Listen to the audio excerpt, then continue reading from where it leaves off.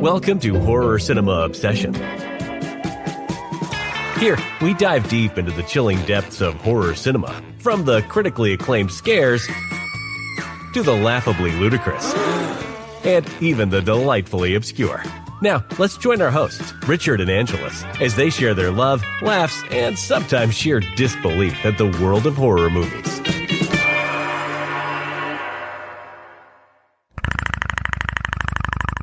All right. Welcome, folks. We got a big one today. But before we get into that, I'm getting ahead of myself here. My name's Richard. I'm one of two hosts on this lovely podcast we call Horror Cinema Obsession. And how is my beautiful co-host, Angelus, doing? Oh, thank you so much for asking. Co-host number one, I'm great. How are you today? Lies. You lie. You're sleeping in a bed of lies. You're stressed out. What's going on, girl? We got to hash it out. Everything on the pod, baby. No, we don't. No. Work's a little stressful. I know. But you're doing good? Yes. After this movie, yes. Yeah. It was the best movie ever. Holy shit. She's being sarcastic, guys. No, I'm not. Oh, my God. Well, my week's pretty good. It's been pretty solid. It was cool. I started out in Moses Lake. Shout out. My second home, apparently. I'm there every Monday. You should just get a bed and cot. I know. I should just sleep there. For your breaks. But no, yeah, I had a pretty good week. It cooled down. It was super hot in the beginning, but then it cooled down. It's been lovely. Our bunker, for once, is a nice cool temperature. It's 72 degrees. I'll take it. It's not on fire? Yes. And again, I apologize, guys, the ambient noise of our air conditioner back there. I tried to get it out the best I can. Last episode I did. So hopefully, if you do hear it, I apologize. Richard will work his magic. I'll try. With his wire fingers. Swagger fingers? Oh my God. No. People don't need to know my swagger fingers just because I got a groove on that bass, yo. It's wax into the podcast. It drips. Mm-hmm. Yeah, so we can get into it. How were you happy? In some circles, people would say I do a pretty good job at this. Picking movies. You. I'm just saying. Tooting his horn. Give credit where credit's due, you know? So, this movie, how you've already kind of hinted, or you're pretty blatant about it, but how do you feel about this movie? I like this movie. I like the Predator movies, the ones I watched. So far? I've thoroughly enjoyed. But except you've never... for the one you had me watch the other day. So have you seen the original Predator? Nope. Oh, and folks, we're covering Predators 2010 this week. Jumping ahead. You've probably seen the title, but yes, we're covering Predators 2010, which there have been a few Predators before this, which I'm sure we'll cover down the road. That's my question. So you like this one. Have you seen the original one with Arnold Schwarzenegger? Oh, no. Really? I don't recall him. Or he's like, kill me now. No. Do it. Get to the chopper. Is that where that line came from? Yes. Oh man, it's famous. Okay, I'm gonna go down on so Predator, the original Predator. Growing up, I remember watching this movie with my dad, very young, fucking loving it, and it was one of my favorite movies growing up, and still is one of my favorite movies. Absolutely favorite action movie for sure. So you said you've seen it? Not the original. Oh, nope, not the original. Oh, man. Oh, man. It's got Carl Weathers in it. It's pretty awesome. I'll have to retouch it. Yeah. You know what I did? It's got Jesse Ventura in it. I watched a few of them. Again, I don't recall exactly what names, like which ones they were. Did you watch Predator 2 with Danny Glover where he's in Los Angeles? No, I watched... It's got your name in it, okay? I watched... What's it called? What? Alien versus Predator. Okay, so those ones aren't. I wouldn't necessarily group it with the There's Alien fucking franchise. predators there, okay? I wouldn't group it with the Predator franchise. It's kind of its own thing because it came off canon, is what they call it. So it Mhm. came off the comic books, which I absolutely love. But at the same time, these movies that came out are just not good enough. They need to make a Alien versus Predator a better one, and I think it's yet to come. I think someone will do that. It just hasn't came out It yet. hasn't happened. But you like those ones? That one I saw, yes. Were they in the spaceship underground? No, they're on Earth, but they're like, I know, but they're underground. yeah, it's underground, and they have this huge layer of where Yeah. they've been making aliens so they can hunt them. Yeah, it's okay. It's okay. It's okay. I like the actioning. Yeah. Meh. Yeah. Meh. Meh. It kept me entertained. Yeah, I mean, it enjoy kept an me entertained entertainment. too. It was good. It was good. I just, by the time you start seeing them like running side by side down the tunnel, like the lady and the predator, like they're Uh-huh. buds. No? Nah, it didn't do it for me. Nah, not like this one. So I had the pleasure of seeing Predators 2010, and my bougie self went to the theaters. This would have been 2010. I would have been 21 years old. Okay. Gee whiz. I feel old. And I can't believe this movie's that old because it, in my opinion, holds up pretty well. I think so too. It's pretty good. And just the CGI isn't bad. There's a Predator that came out after this in 2014, I think. Maybe Whatever. 17. And it's called The Predator. Mhm. And man, the CGI in that is complete ass. Where this one, they did a pretty good job still, man. Yeah, for the most part, it was good. Yeah. Which yeah, that was good. Whoa. What was that? No, I was thinking, the Freddy Nightmare that we covered, 2010, also was made the same year. Oh, and that poor CGI. The CGI to this CGI. Yeah. Well, there's a vast difference. And so I like how they did in this movie. They used CGI, but they did it right. They chose wisely. So they used a lot of practical costume effects where they could. And then they used CGI, like they sprinkled it in. So they worked really well, I think, with this. I love that. And of course, you can't get enough of that green alien blood. I want to make a guitar with that color. With the color? That luminescent green. That'd be a- fucking dope. Like what are they calling it? Blood splattered alien blood on my base Full-blooded Explorer lizard. would be freaking awesome. It looks scaly, like lizardy. Yeah. Sprinkle some Predator shit that I found? No? Yeah. You look unsure. I was just living in a fantasy temporarily. Oh. Rocking out with my alien Well, you were space going down boy the rabbit guitar. hole of predators and comparing predators and practical effects and stuff. And Ooh, I was are already- you? I was Can you tell me the difference between predators? Is this where you're going? no. I just found background information on the predators because I wanted to know where they came from. Because you had an argument that they were not aliens, apparently. What? I didn't have that argument. Oh They're aliens. no. They're not. You misunderstood. Like we were talking Oh. about Alien versus Predator. No, not today. This was a different conversation. They're aliens. Yeah, they're from aliens. a different. They're Yes. from a different planet. Mhm. Okay, I continue. just wanted to know where they came from. Yeah. What'd you find out? I'm curious. I googled predators. I know they're historically gamesmen. They're hunters. Yeah, I just went a little bit. I wanted to go more down the rabbit hole, but I ran out of time because it was so interesting. I just saw that they're from an extraterrestrial species, and they're also known as Yahucha. Yep. Yahucha. I was like, I oh, don't know if we're shit. pronouncing it right, but yeah. That's the pronunciation that it has here. Okay, I trust it. Okay. Yeah, like you said, characterized by its trophy hunting of other challenging species for sports. And then the dreadlocks, sensory organs that assist with balance and reflexes. Which is fucking cool. Likely done to disorient them. The length of the dreadlocks can be used as a way to show the age of the Yahucha. Longer the older. Okay. hmm And then, because it was so cool, I don't know why this popped up in Google. It was like, here's more shit. And I was like, all right, sure.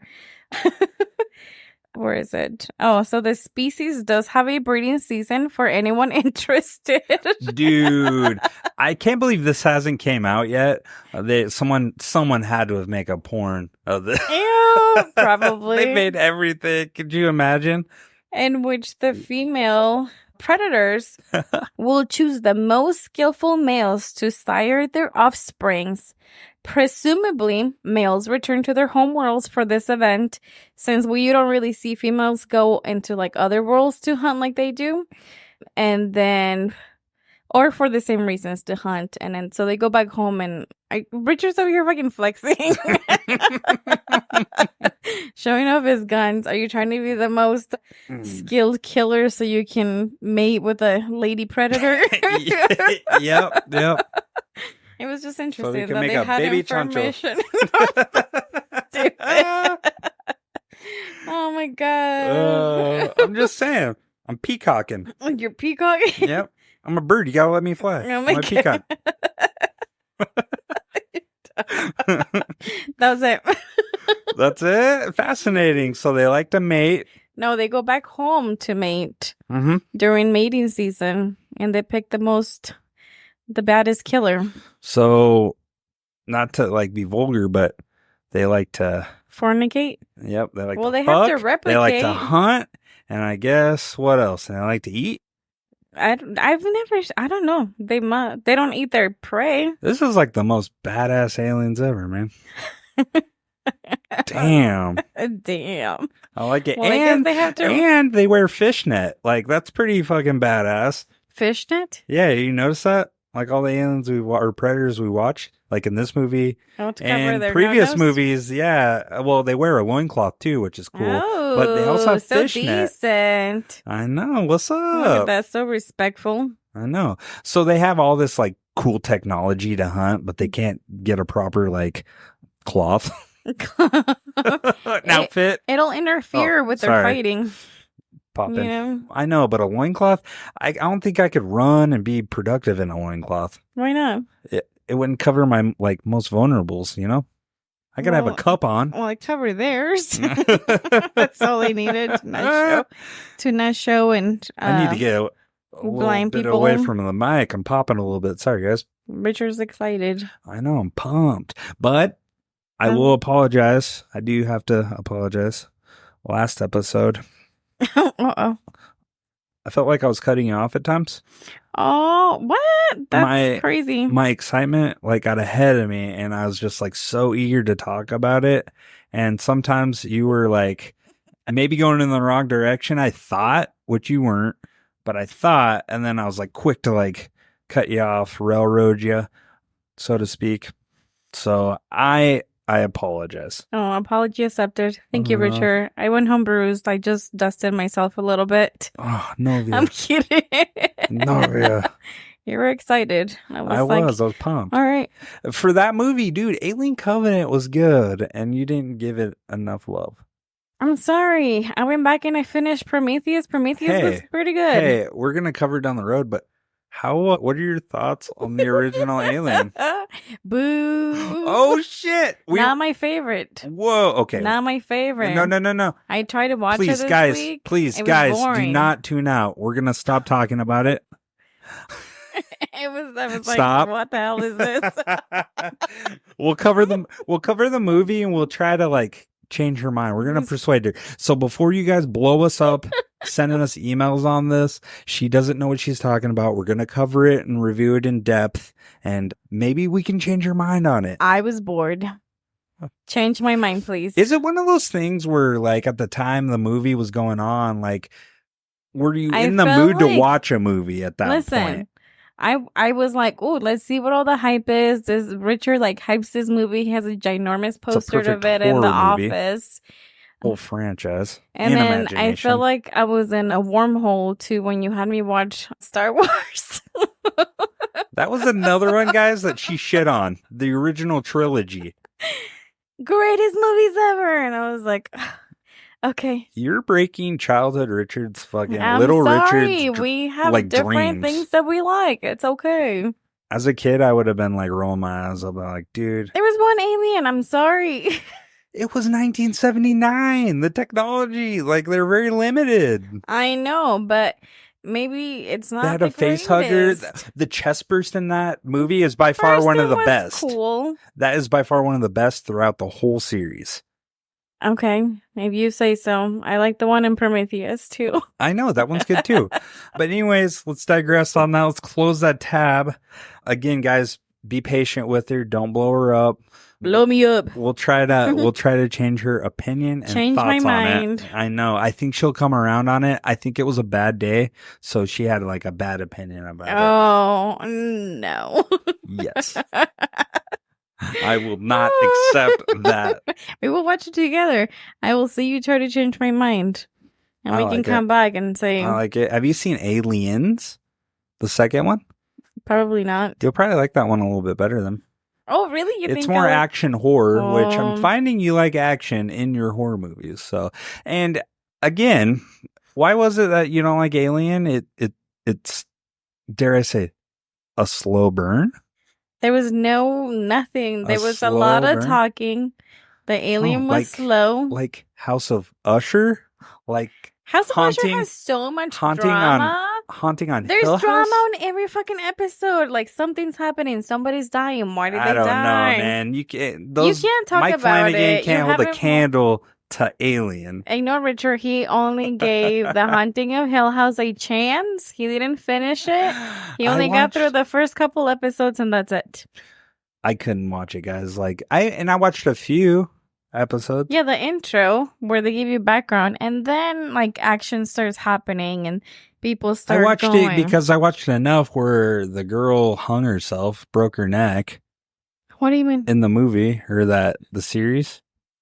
When she was, broken neck lady. She walks around like Yeah, that. not her, the other one, the daughter. That So- is the daughter. If you had watched it, I know. That's what I'm saying. And she was paralyzed throughout the whole movie, like her sleep paralysis.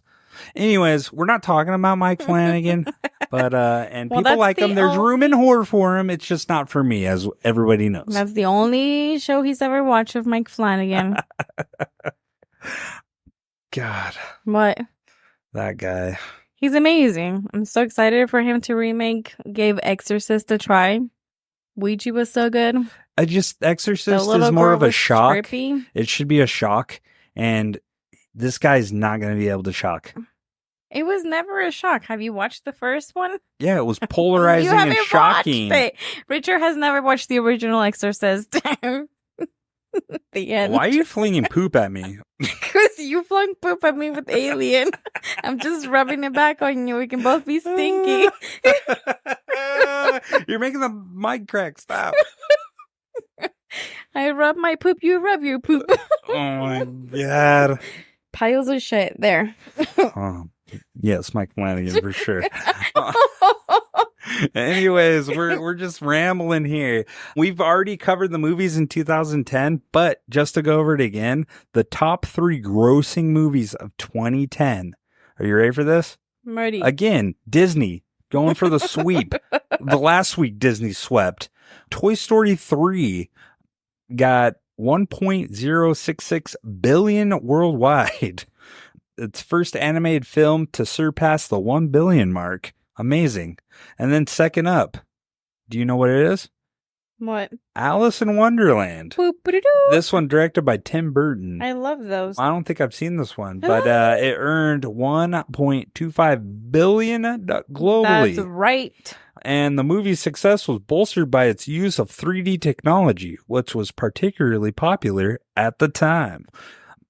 And then the third one isn't Disney, but now it is, because I think, no, it's not, because it's Warner Brothers, but Harry Potter and the Deathly Hallows Part 1.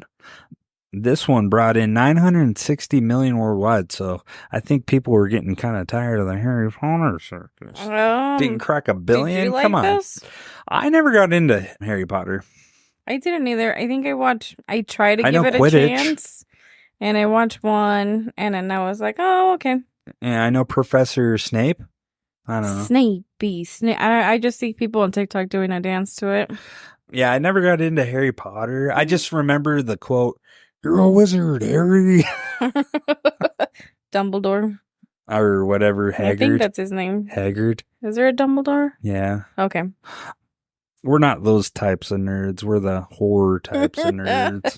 Oh my gosh, I had my Oh, uncle ask dude, me okay. today why we like horror movies. Oh, yeah? Why do you guys choose horror movies for your podcast? Because we're sick in that goddamn head. Horror melted our brains. They're just interesting. Yeah, interesting. Interesting. Because he's not a big horror guy, you were saying, right? No, I just like to see if they can get me. It's interesting what they come up with. There's drama, but not a lot of drama. You know that I'm not like a drama movie person. Oh. Like movies about dramas. Yeah. No. But weren't you just talking about Mike Flanagan? There's so much drama. There's Cheeseman there, man. Drama. There's like betrayal. No. But they were dead. So, you think he'll listen? No. Oh, dang it. Horror movies? Yeah. Yeah, horror movies that came out. Let's see. What do you got?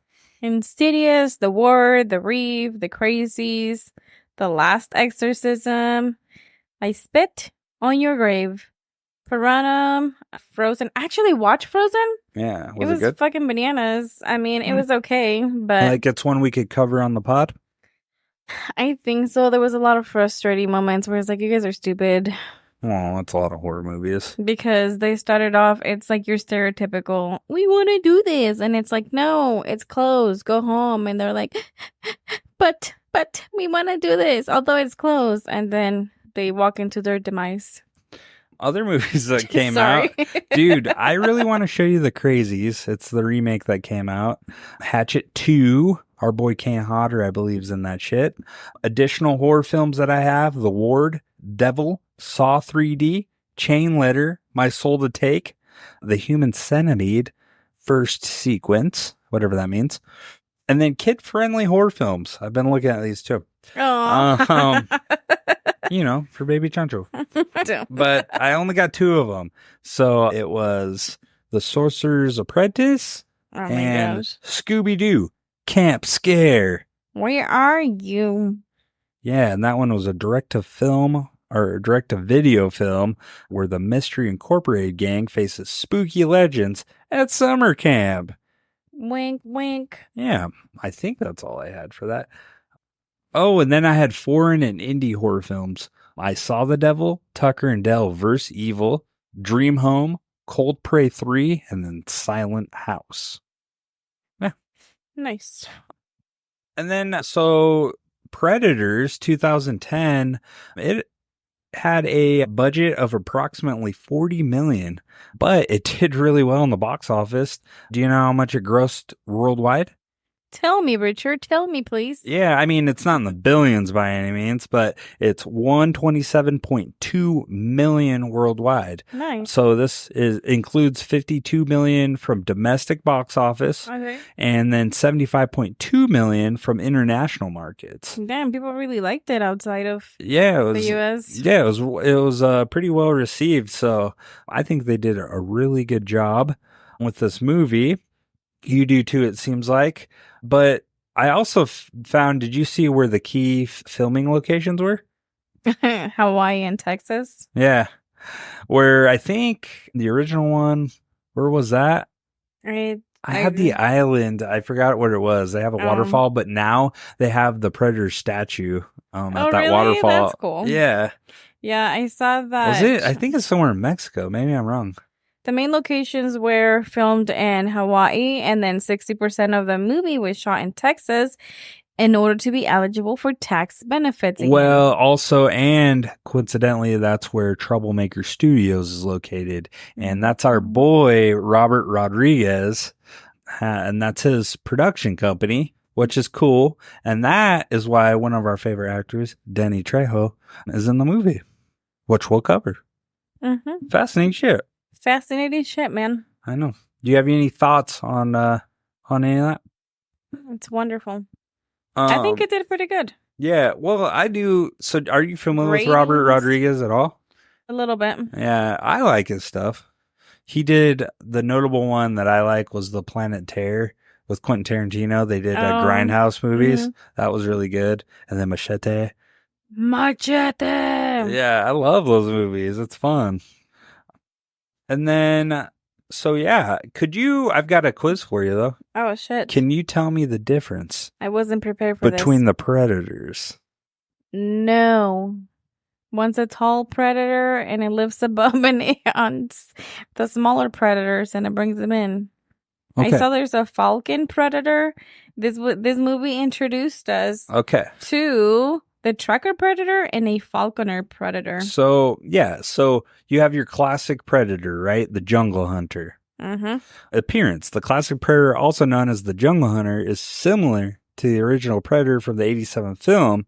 It has a tall, muscular build, dreadlock-like hair, and a fearsome mask with like weaponry like the other predators do. Its skills, known for its stealth, advanced technology, and hunting prowess. It uses cloaking devices, thermal vision, and an array of high-tech weaponry like the plasma caster. And its role in Predators, the classic Predator is captured and held prisoner, which we'll cover.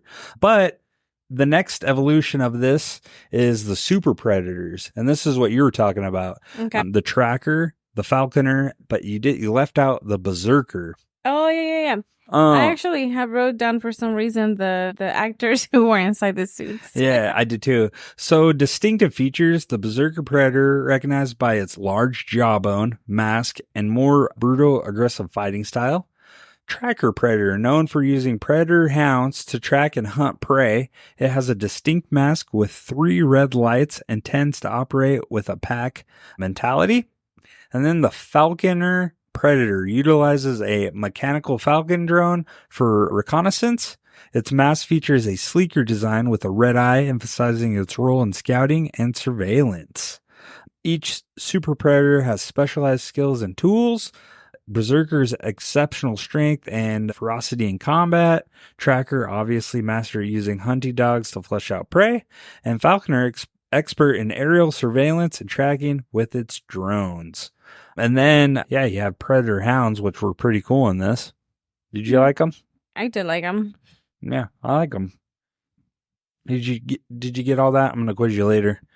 Mm-hmm. The Berserk, the droid, The Falconer, yeah, the Falconer, and the Tracker. the Tracker, What is the Tracker? the one that tracks. Cool. Yeah. So I'll be honest, I didn't know all the names until I did the research on that, but I did know there was different types of predators. Did you know that they go back home to breed? No, I did not go in. They peacock their kills. Fascinating. Can you imagine if you had dreadlocks like that, Richard? Dude, I think it'd be wild, and I've always wanted dreadlocks like that. You think I could pull it off? No. How about No. no? I don't think so, babe. You're very handsome, but I don't think it goes with your fit. Oh, what's my fit? You have your little cargo adorable shorts on today and your Crocs and my dreadlocks. You would need I don't know. I'm just giving off cool vibes, you know? Super cool vibes. So, how did you like the cast? I have seen a lot of this cast before. You've seen a lot of the cast? And after, I was like, all right. Okay. Well, to start off, ooh, dude. So I have a note here. How do you say the original name? Utah? Who's? The Predator. Oh. Yatua? No, the pronunciation says Yaucha. Nota? Yaucha. Hierarchy and culture. Classic versus Super Predator. Right there. Gotcha. So this film hints high art. I can't say hierarchy and possibly conscientious or contentious relationships between different predator factions. So the super predators view themselves as the superior beings. I can see that. Yeah, I can see that too. They're fucking huge. Anyways, back to it. I just seen that note. I was like, oh, I don't remember that. Yeah. They're going after fucking everybody. I know, they're just badasses. They don't care. Yeah, because that's one thing. So I know you were not a fan of Alien versus Predator, but I just remember at the end that's something that they touched on. Yeah. That essentially they just hunt all creatures to make themselves bigger and stronger and better. That's the point of Predator. All predators. All predators. Yeah, they can adapt and learn and get better. So, but the cast, to start off, we have Adrian Brody. How'd you feel about him as Royce? At first, I was like, but then he went with it. He did. I think this role suited him as a military person. I don't know. It was an interesting pick. It was something different than I've ever seen him in. I haven't seen him on like. He didn't strike me as a badass. Roles. Huh? I said I haven't seen him on like roles that like just stayed in my head where I couldn't see them outside of the character. Right. So, Adrian Brody, some of the movies that he was in my favorite director of all time, M. Night Shyamalan, The Village. I believe that's an M. Night Shyamalan movie that I walked out of. But he also did Bullet. So he's been acting for a while. 1988. Fucking nuts. I don't have that far back. What I have is 1996, Bullet, and then The Thin Red Line, Summer of Sam, The Affair of the Necklace, The Pianist, I remember is where he got his big break, Dummy, The Singing Detective, The Village, The Jacket. He was in King Kong, Hollywoodland, The Darjeeling Limited. He was in Splice, which I don't remember. Predators, Wrecked, Detachment, Midnight in Paris, The Grand Budapest Hotel, American Heist, Dragon Blade, Backtrack, Manhattan Night, Bullet Head, Airstrike, The French Dispatch, Blonde, and See How They Run. And then his television, Houdini, Peaky Blinders, Succession, Winning Time, The Rise of Lakers Dynasty, and then his notable achievements, Academy Award for Best Actor in The Pianist, Caesar Award for Best Actor in The Pianist, and then Primetime Emmy Award nomination for his role in Houdini and Succession. Nice. You know what I remember him from the mostest? What? The Brothers Bloom. I don't remember that. He's in there with Mark Ruffalo. They're the Brothers Blooms. They're both scammers, and they just kind of go around from one place to another, just coming up with crazy scams, to just kind of living off of people. And that's a movie? Yeah, and then they bring along, I can't remember her name. She's in The Mummy, the main actress. Yeah, I forgot her name. So yeah, she's in there too, and they just go on this big adventure. It's kind of cute. It has a little drama, a little rom-com, some comedy. She's a very interesting character in this movie. Dude, so I have an interesting fact about this guy.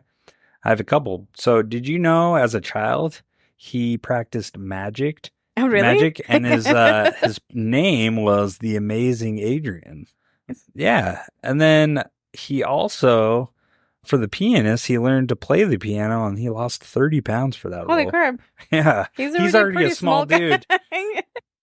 Then I didn't know this, man. He has he has worked with notable directors Roman Polanski, Peter Jackson, and Wes Anderson. Which I knew Wes Anderson, but I didn't know the Peter Jackson and Roman Polanski. Fascinating. So this guy, he works. He's just working steady as you go. I haven't seen a lot of his work. I know who he is, and I've seen him and stuff, but it's nothing I can really remember besides The Pianist and this. Okay. And maybe a little bit of Succession. I'll have to make you watch. I don't know. Maybe you'll be in the mood. For what? The Brothers Bloom. Yeah. I have it on DVD. I liked it so much. I was like, I'll add it to my collection. Yeah, and so him in that role has grown on me. And from what I read, they Robert Rodriguez had a huge part of that. In deciding that he wanted him to be that specifically because he's such polar opposite of Arnold Schwarzenegger. So he wanted a smaller guy, more lean. Look, to kind of counteract that, because he didn't want the same prototypical macho man. He wanted a different take on that, which he did a good job. He picked the right guy, although Adrian Brody was fucking shredded in this movie. Yeah, the end of the last scene, I was like, dude, oh. I didn't know he was capable of that. He was fucking lean, man. I was jealous. I was like, holy shit, Angels, look away. I know. You could wash your clothes off those abs. I was peeking through my fingers. I know. I was like, holy shit, dude. I was impressed. But our next character, our next actor is Alice Braga. Do you know who this is? Yes. Yeah, I'm familiar with her too. Do you want to talk about her a little bit? A bunch of stuff. So she's a actress from Brazil. She's done a lot of stuff too. Movies that I've seen her in. She has been in I Am Legend, Repo Man, The Right, Elysium, and then the most well-known thing, I think, a recurring TV show, Queen of the South, which was supposed to take on La Reina del Sur, which is based on the real drug lord, queen as La Reina del Pacífico, Sandra Ávila Beltrán. Dude, this says she was in Suicide Squad. She was in Suicide Squad, and then she was also The New Mutants. A Murder at the End of the World, another TV show on Hulu. So she had a career in Brazil, from what I read, before she hit big in TV in the States. Yeah. I don't know. Like, one is that I seen was Os Amigos, and then Muitos Homens Num So. Maybe you can read them. Let me see. I don't know. I'm butchering them, but right there, 22 and 23. Oh, Os Amigos, the friends, Muitos Homens Num So. I don't know. Many men, something else. My Portuguese is a little choppy, Richard. Oh, I didn't know.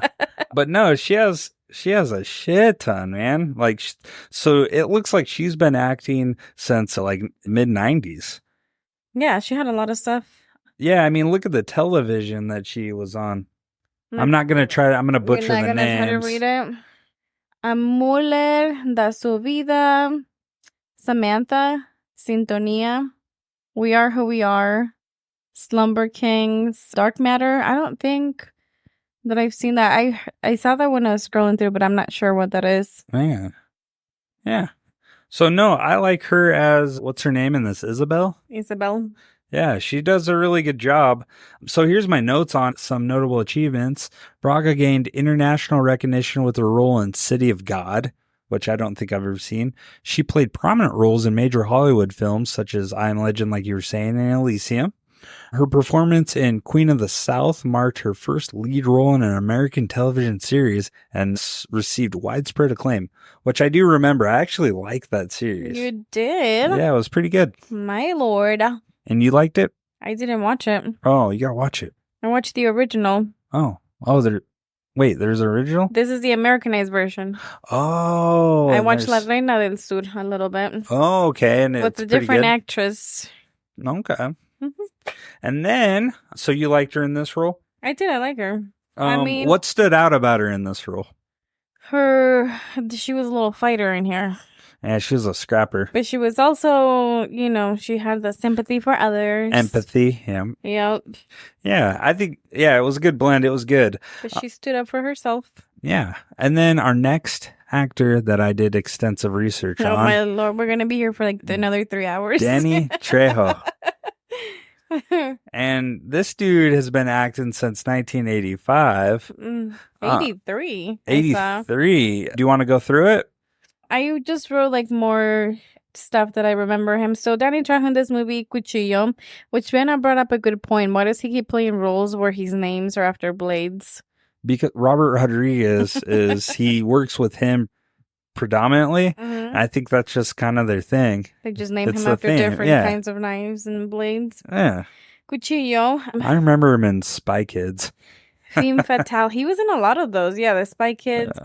Dude, Con Air. I forgot about that. Blood In, Blood Out. Oh, shit. From Dusk Till Dawn. My Crazy Life. Desperado.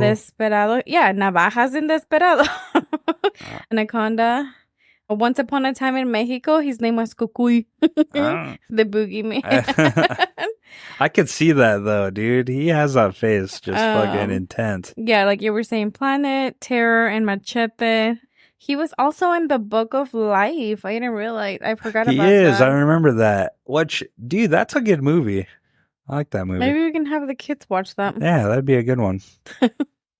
3 from Hell. He's in that. He's in the Halloween 2007 Rob Zombie version. Mm-hmm. Heat. I remember him in Heat. He gets shot in the head by Robert De Niro, puts him out of his misery. But yeah, no. So that's what I got. I did have, he gained significant fame for his roles as Machete in Robert Rodriguez's Spy Kids series and later in the Machete films, which solidified his status as a leading action star. And then Trejo's career spans over 35 years with appearances in more than 250 film and television roles, making him one of the most prolific actors in Hollywood. I have a quiz He's right up there with for Sam you. Jackson, dude. He is. What's up? So, you know how Danny Trejo is known for having that huge tattoo on his stomach? Yeah. Who's that tattoo? Salma Hayek. Oh my God, you get a point. Holla, holla, holla, holla, holla. Good job. Hey, you can't stump me. I'm the Swami. Get the hell What's out of here. But yeah, do you have any more on Danny Trejo? He's amazing. Yeah, I think he's amazing. He's a pretty cool dude. Dude, he's getting up there too. I think he's 80. Oh yeah, he's like 82. Still trying to fuck up dudes. Did you see that footage? A dude was fucking yelling at him and throwing shit at their car. At his friend's car, and he gets out of the car and is trying to beat his ass. Mm-hmm. I would be scared of him, even at 80. Dude, he's got a fucking mean face. He doesn't look like he's 80 something. I was surprised. No, he's aging well. Yeah. So, but he's always looked like this. So he's still buff, all fucking like he can take you out. Yeah, exactly. So, despite his tough on-screen persona, this is a note I have, Trejo is dedicated to advocate for addiction recovery, having overcome his own struggles with substance abuse. So, that's kind of cool. Yeah. And then Trejo's journey into acting began by an accident. He was initially hired as a boxing trainer on the set of Runaway Train in 85, but his presence and background led to him being cast in the role. Did you know that? No, I didn't. Yeah, That's it's pretty fascinating. Talk about a lucky break. And then the next one, and now we can kind of breeze through the actors. Oh, you don't care about the rest? Those are the big ones, but we got Topher Grace, we got Eric Foreman. We do. That 70s Show, Spider-Man 3. So he's the guy, he's got a kind of a polarizing career. He was a rising star, up and coming. He was supposed to be a big deal, and he just never really panned out, really. I mean, he's worked steadily, but he's not like people thought he was going to be that prominent, that next, like kind of DiCaprio, Tobey Maguire type of guy. Okay. He's going to take off, but he never really did. I just see him as Eric Foreman. There's a lot of competition. I see a little Eric Foreman. He was also in Interstellar, Irresistible, Home Economics, Traffic. I didn't realize he was in Traffic. Black Klansman. Mona Lisa Smile. Oh, yeah. What else? That's all. He had a lot of like smaller roles here and there. That's all that I had for him. Yeah. And then we have Walton Goggins. So I like him. I remember seeing him on Justified, Django Unchained, The Hateful Eight, Tomb Raider, and Ant-Man and the Wasp. He's the one who plays Stans. He's the ex-con. He was also he's the con. In the House of a Thousand Corpses. Oh, yeah. Yeah. He's been active since 1990. He had a lot of credits, too. He's been in a lot of stuff. Yeah. He's a good actor. And the Wasp. He's in the new Fallout series. Okay. He's the dude, God, what's his name? But he pretty much the skeleton looking guy. Okay. He was also in Cowboys and Aliens, The Django Unchained, and Machete Kills. Wait, can you say Unchained again? The title? Django Unchained. Oh, I thought you said Django. You're Django. I'm gonna Django you. And then we have Morpheus. He's in this. No, it's not. Lawrence Fishburne. This dude is another one. I don't know how they scored all these actors who have been acting forever. Yeah. I mean, dude, I don't know how he signed on for this. Apocalypse Now, he's from Boys in the Hood, Mystic River. He's done the John Wick series. He's done TV Blackish. A Nightmare on Elm Street 3. He was in that. Yeah. Dude, awesome. I forgot about that. Good find.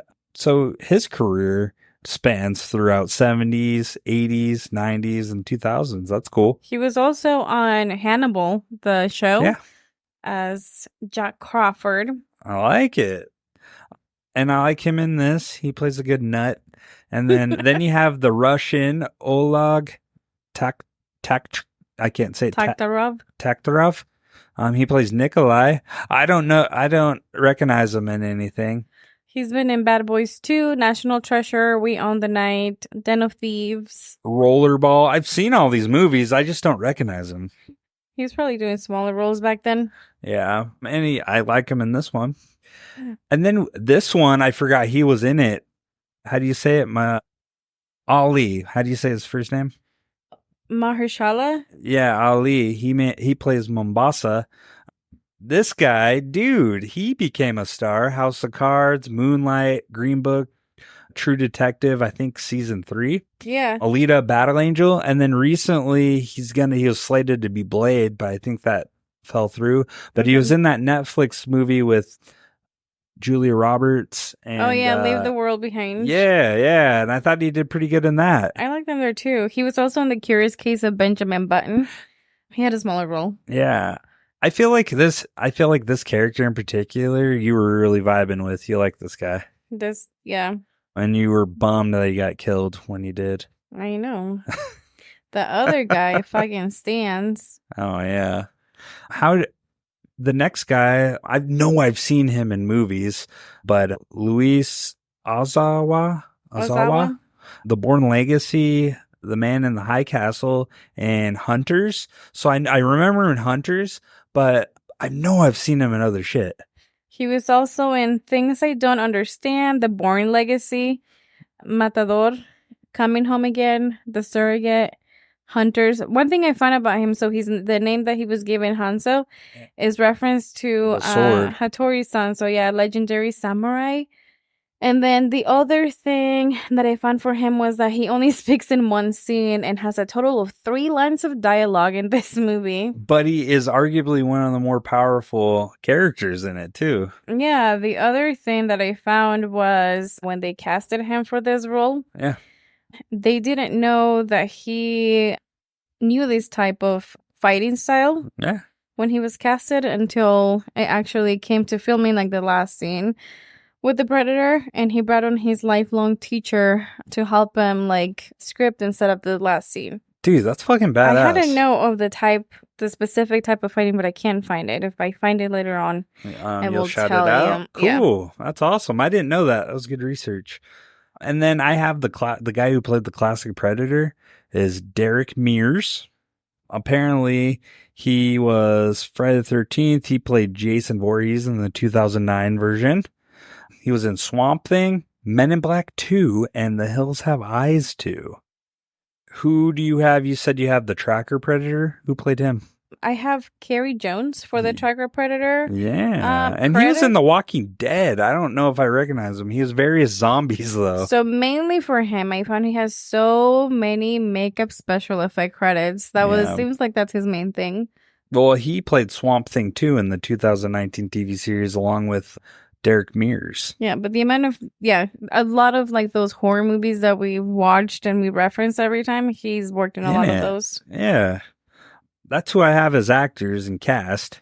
And then you said you had the classic Predator, right? Derek Mears. For the Berserk and the Falconer Predator is the same guy, Brian Steele. Shit, dude. He was in Underworld, Hellboy, The Empty Man. Are you a vampire or a lichen? And then lastly, Lost in Space, which I watched, and it was such a good show. Lost in Space, the TV show? Yeah, he played the robot.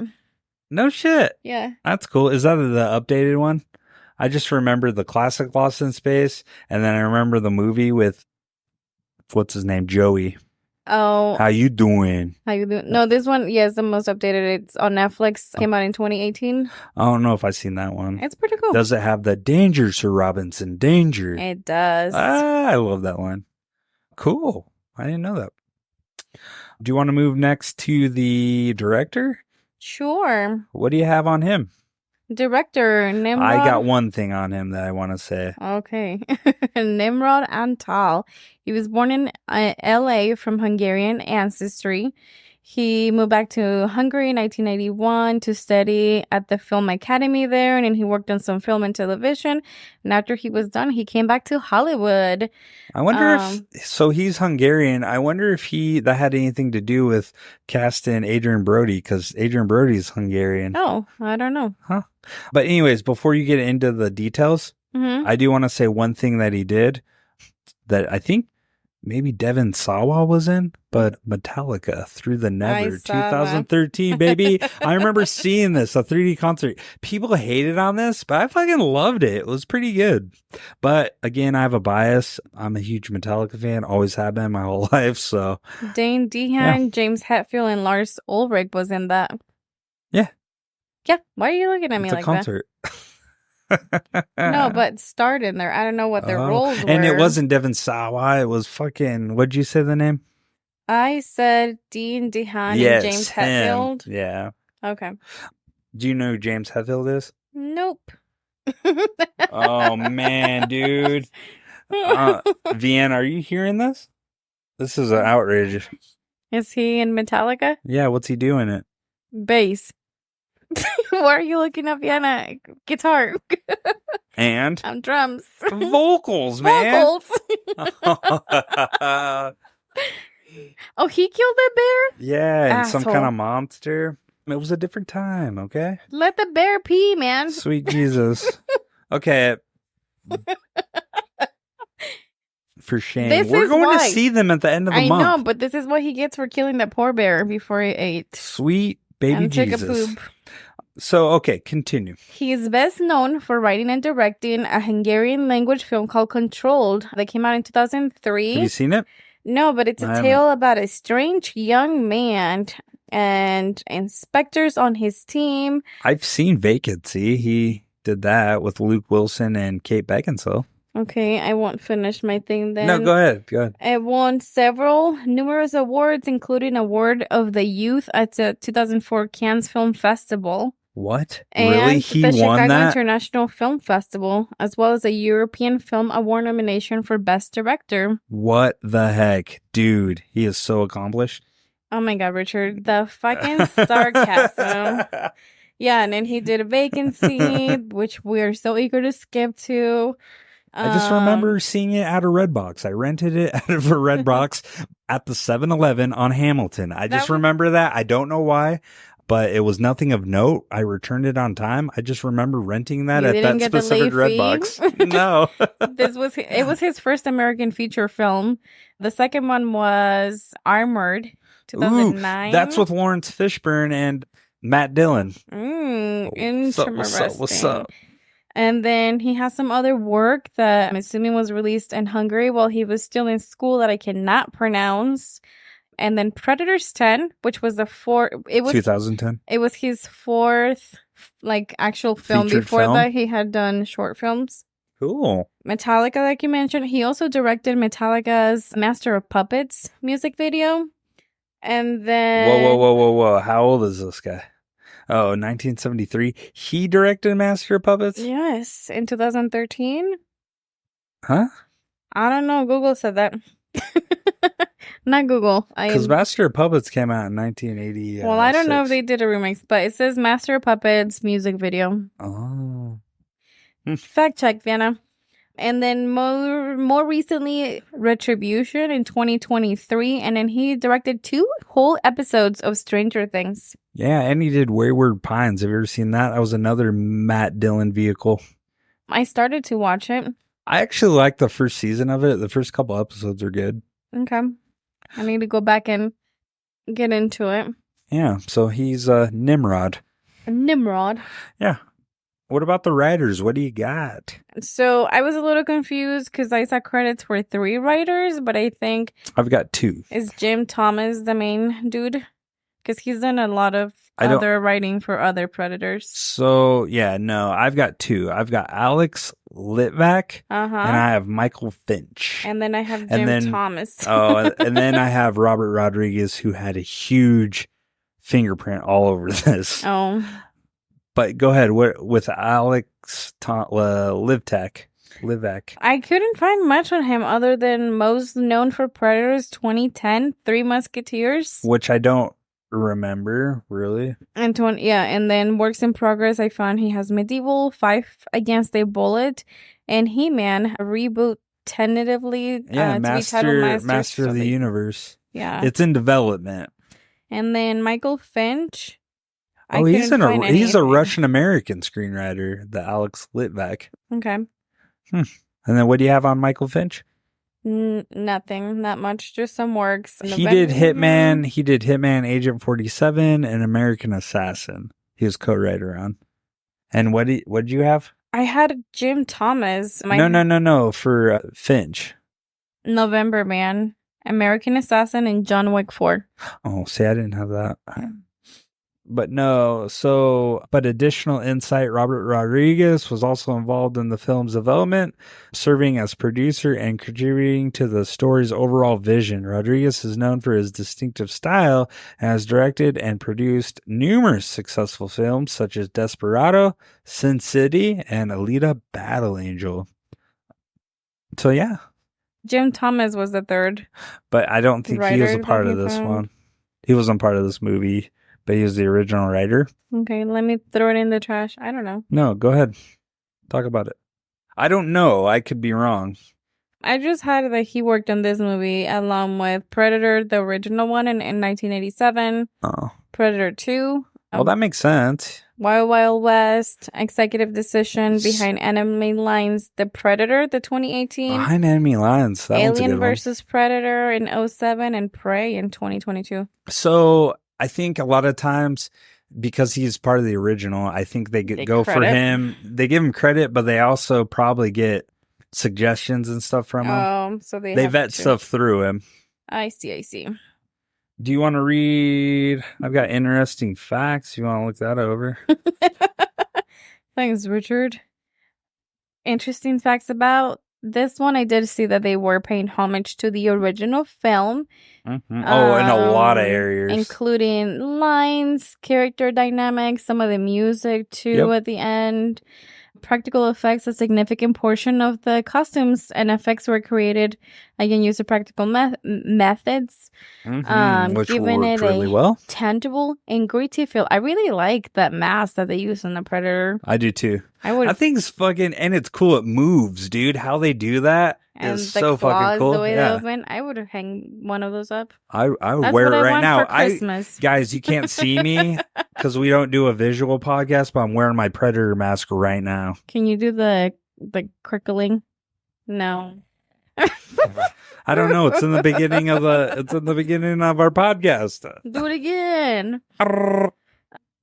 Character complexity. Again, the writers aim to bring depth and complexity to the characters, making them more than just your stereotypical action heroes. Mm-hmm. Particularly evident, again, in Aidan Brody's portrayal of Royce, who was written as a multifaceted character with a dark past. Brooding past, and he might be Batman. And he's and good I'm Batman. Come with me if you want to live. Come with me if you want to live. Peppercini. There might be some romance and some other stuff in this movie. Ooh. It doesn't get into it. So that's all around writers, cast, director. Do you have anything else you want to contribute to that? Not yet. All right. Do you want to take a quick break? Let's do it. Let's do it. All right. We will be right back.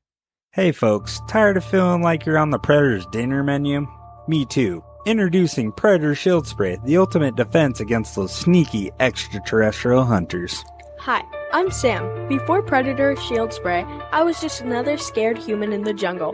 Now, I'm practically invisible to those intergalactic creeps. Our secret formula is packed with a blend of pheromones and scents that predators can't stand. One spritz, and they're running faster than you can say, "Get to the chopper!" It's so simple. Spray it around your campsite, on your gear, even on your friends, if you like them enough to keep them alive, and voila! No more predator problems. Predator Shield Spray is scientifically proven to make you smell so unappealing, even the Predator's infrared vision will look the other way. Perfect for jungle adventures, urban expeditions, and awkward family gatherings. And it smells amazing, like a tropical breeze mixed with freedom and safety. Finally, a spray that protects and smells better than your ex's cologne. Thank you, Predator Shield Spray. But wait, there's more. Order now and we'll throw in a free Predator Shield keychain so you can stay protected on the go. Never get caught off guard again. Seriously, if you're tired of being hunted, don't leave home without it.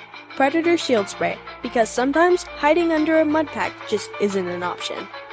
Predator Shield Spray is for entertainment purposes only. Actual effectiveness against extraterrestrial beings not guaranteed. Use responsibly. All right, we are back. Holla, holla, holla. In your Man, pantaloons. what a great break. We actually were talking and joking. Kelsey was downstairs. We were bullshitting with her. That was cool. What was the gift you gave her? That thing was awesome.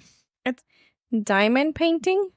Yeah, do you know I the think brand? that's what it's called. We don't get sponsored by them, but do you know the brand I of it? don't know the brand, but it's like it's similar to a Paint by numbers. paint by number, but they're little beads. yeah, so they're little beads, and again, they're the puzzle, the mat thing, your trays, what do you call it? The design has numbers. Yeah. So instead of doing pen or pencil or colored pencils, you're grabbing little gemstones and putting them on. Yeah. They're Freaking pretty awesome. Cool. It's like a puzzle. Yeah, you got color Maria, puzzle. you got Vienna, you got Kelsey on them. Mm-hmm. Wow. Go get one for yourself, guys. Hell yeah. Hell yeah. Amazon, what's up? Also, guys, we're going to have a new office here August 19th. I'm excited. Woo! We rented a whole office for the podcast. We're moving on up. Richard is excited. I got my happy feet dance going. It's gonna be filled with guitars like, and desks. Dude, guitar wall. I am going to have it finally. Like my brother has that. I've always been jealous of it. I'm going to hang my guitars up like that. Oh, yeah. It'll look fucking beautiful. But yeah, we're moving out of the bunker, dude. I can't believe that. I like the bunker. It's different. I like it too. I like the wood paneling. I just like the vibe in here. It gives me Friday the 13th vibes. It gives you aliens. Well, no, it just gives gives you you that the vibe, Friday the 13th thing. vibes. Before we leave, let's do a video so we can show it on the Instagram. On the gram. Yeah, show them what we're dealing with. Like decorated or like when it's empty? When it's now, it's kind of a little cluttered, but Okay. it's the lab. We call it the bunker, but it's the lab. This is where the creation happens. That You know what I'm saying? recording love. Uh-huh. Richard is so thug. But yeah, so anyways, we're back from commercial break. We're off the rails. I'm sorry, guys, as always. But I think we do our best work when we're off the rails, when we're not coloring within the lines of reality. Like when we're off the chains, it's pretty fun, It is. right? We went down, stretched our legs. Mm-hmm. You guys got water to hydrate your laps. Yeah, I mean, I don't stop talking, but so my jaw hurts a little bit, but I'll just keep running my mouth, baby. Blah, blah, blah, blah. Sorry. Should we get into our plots? Let's go down to Have the you had plot. time to write your plot? Because Did you you? got pretty aggressive with me earlier when I was like, are you ready? Are you ready? Are you ready? Yeah. And you're like, I got to write my plot. You asked me like 10 times. Like you sounded like Royce. I got to write my plot. Like Batman. I was like, holy shit. Vienna, let's go upstairs. So also I got to give a big thanks to, because Angela has been pretty busy and she had to do her notes here recently, like literally right before we started this. She is finishing her notes. So big thanks to Vienna and the Review Corner pitching in to help on our ad on this week. So thank you. That was a huge help. Beautiful. You guys sound great. She carried it, man. I was impressed. At last minute, she didn't see the script. She's like, yeah, I got this, bro. And just fucking busted it She out. was like, move. Carried the team. Like I Shoulder kept checked fumbling. you? I kept having to record, and she just did it in one shot. Really? Yeah, it was fucking nuts. Dang. Natural. Look at that. Natural. So anyways, thanks. Hey, the people were asking for more Vienna. They got more Vienna. Yeah. But now we got to put her back in the closet. Well, children turn. All right, go first. Me? But Dad? No. Okay. Welcome. I'm just kidding. It starts abruptly finding themselves in an strange planet. An early version of Squid Games is set to take place for the elite's entertainment. Don't glare at me. I'm trying to concentrate. A group of criminals piece together how they got there, who brought them there, and why. In the ultimate survival of the fittest, humans must compete in the ultimate alien Olympics game, showing off their specialties and qualities, hoping to defeat their captors, the predators, and proudly represent Earth against all other worlds. Hashtag Alien Olympics. I like it. Fitting with the Summer Olympics going on. Yeah, I know. It was Cool. last minute. I All didn't right. Google it. So, are you ready for mine? Yeah, since you have So, time to I was ponder gonna, and think. because I don't have a lot of editing time, I was going to add Welcome to the Jungle playing in the background. Oh my God, no. Don't be extra. But, guys, imagine Welcome to the Jungle playing in the man. background as I'm reading this. Okay. In Predators, a group of Earth's baddest badasses get parachuted into an alien jungle because, why not?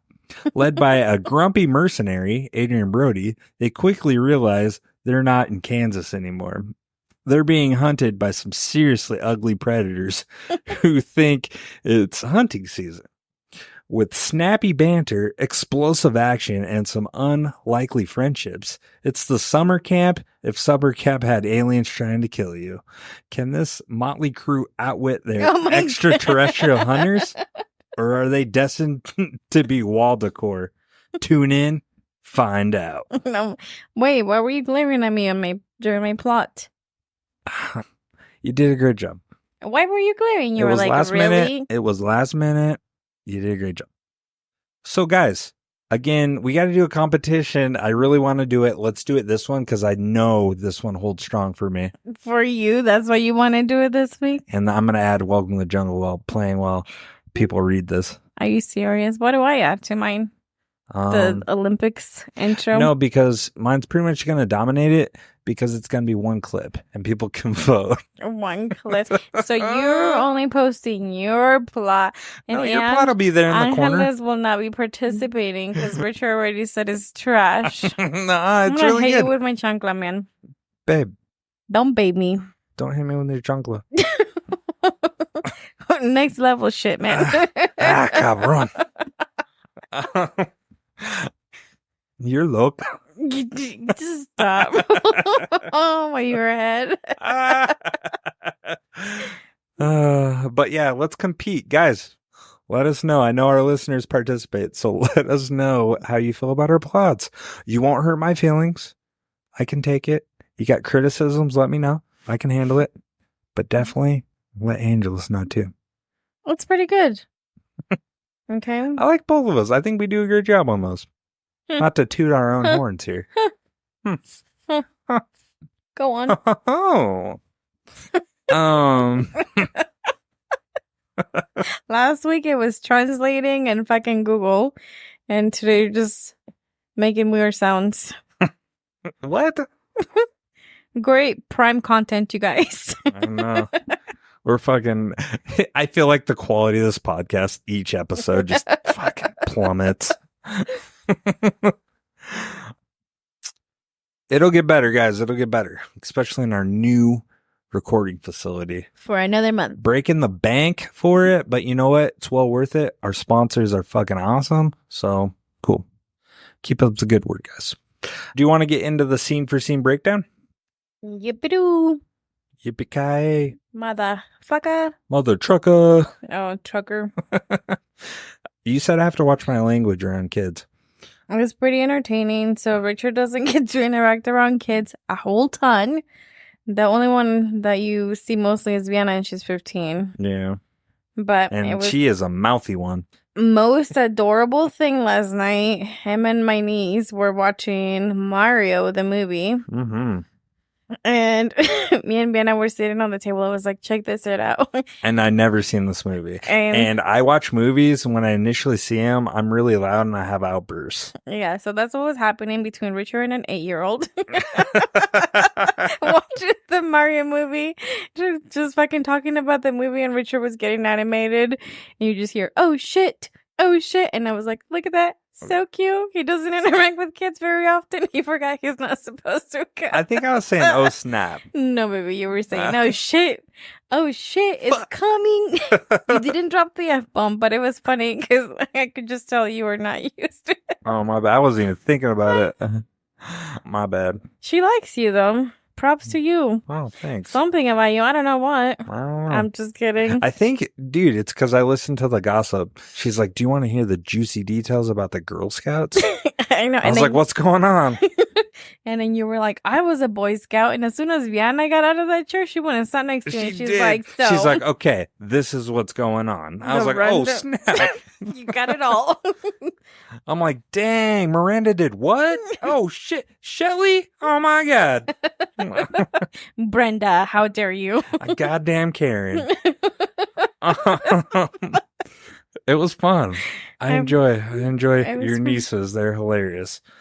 And Emerson with her Spanish. Oh my God. The faces she was making, I was like, what the hell? Just so much sass. She did. She was done. So She's young. like, I'm done with you. Good day. I said good day. She walked away, blue face from her ice cream. She ran away. She did. She turned away. She's like, She's like, you guys are lame. Oh God. Those kids funny. Okay. Scene by scene. Let's close the tab on your family. We always talk about them. God. I know. Just joking. Lame. So scene for scene, we have the opening scene. It's a free fall right into it. And this is a scene with Royce waking up mid-air. So, I don't know if you noticed. How'd you feel when you initially saw that? I was like, what's happening? Right off the bat, right? It catches you. Did you catch that Royce, Isabel, Nikolai, and Roland are the only people in the movie to say their names? Really? Mm-hmm. The rest are revealed, like when you watch it and when other people talk about them, but they don't ever say their shit. names. Okay, I didn't know that. Good catch. So he's falling, struggling with his parachute. Which seems to be a common thing. Like, these predators are just reusing parachutes because his doesn't work. It releases late, and then he just, like, it slows him down a little bit, but what really slows his fall down is the branches he hit. The ground. Yeah. And he plummets and hits really hard and is unconscious. Yeah, and then he wakes up from this freaking fall. He looks like he's in pain. He's looking around. And again, I was like, oh, he's wearing like... Yeah, he's disorientated. Camouflage attire. So he's some kind of military. Yeah. Trying to figure out. And then right after he falls, Cuchillo lands. And he gets up and he's fucking hot. Yeah, because what's he say initially to him? He's like, hijo de tu chingada madre. Who the fuck are you? He said, you son of a bitch.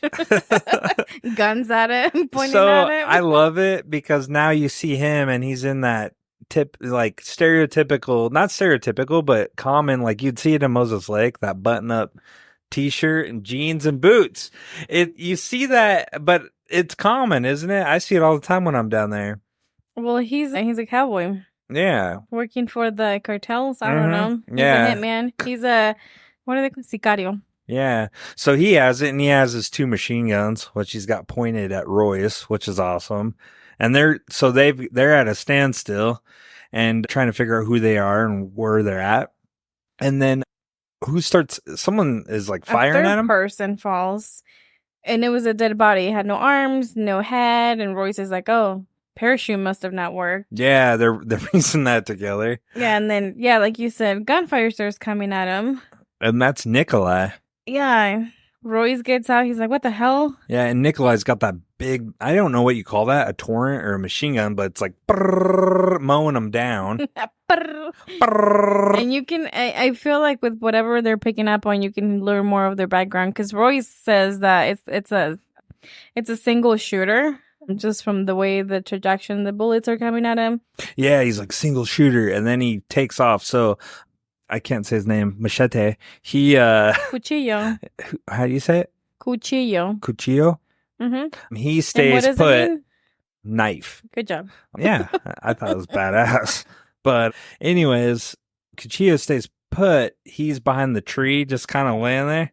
And then Royce runs around, flanks him, and has him. I thought this was a cool moment. He's like, "Will you please stop doing that?"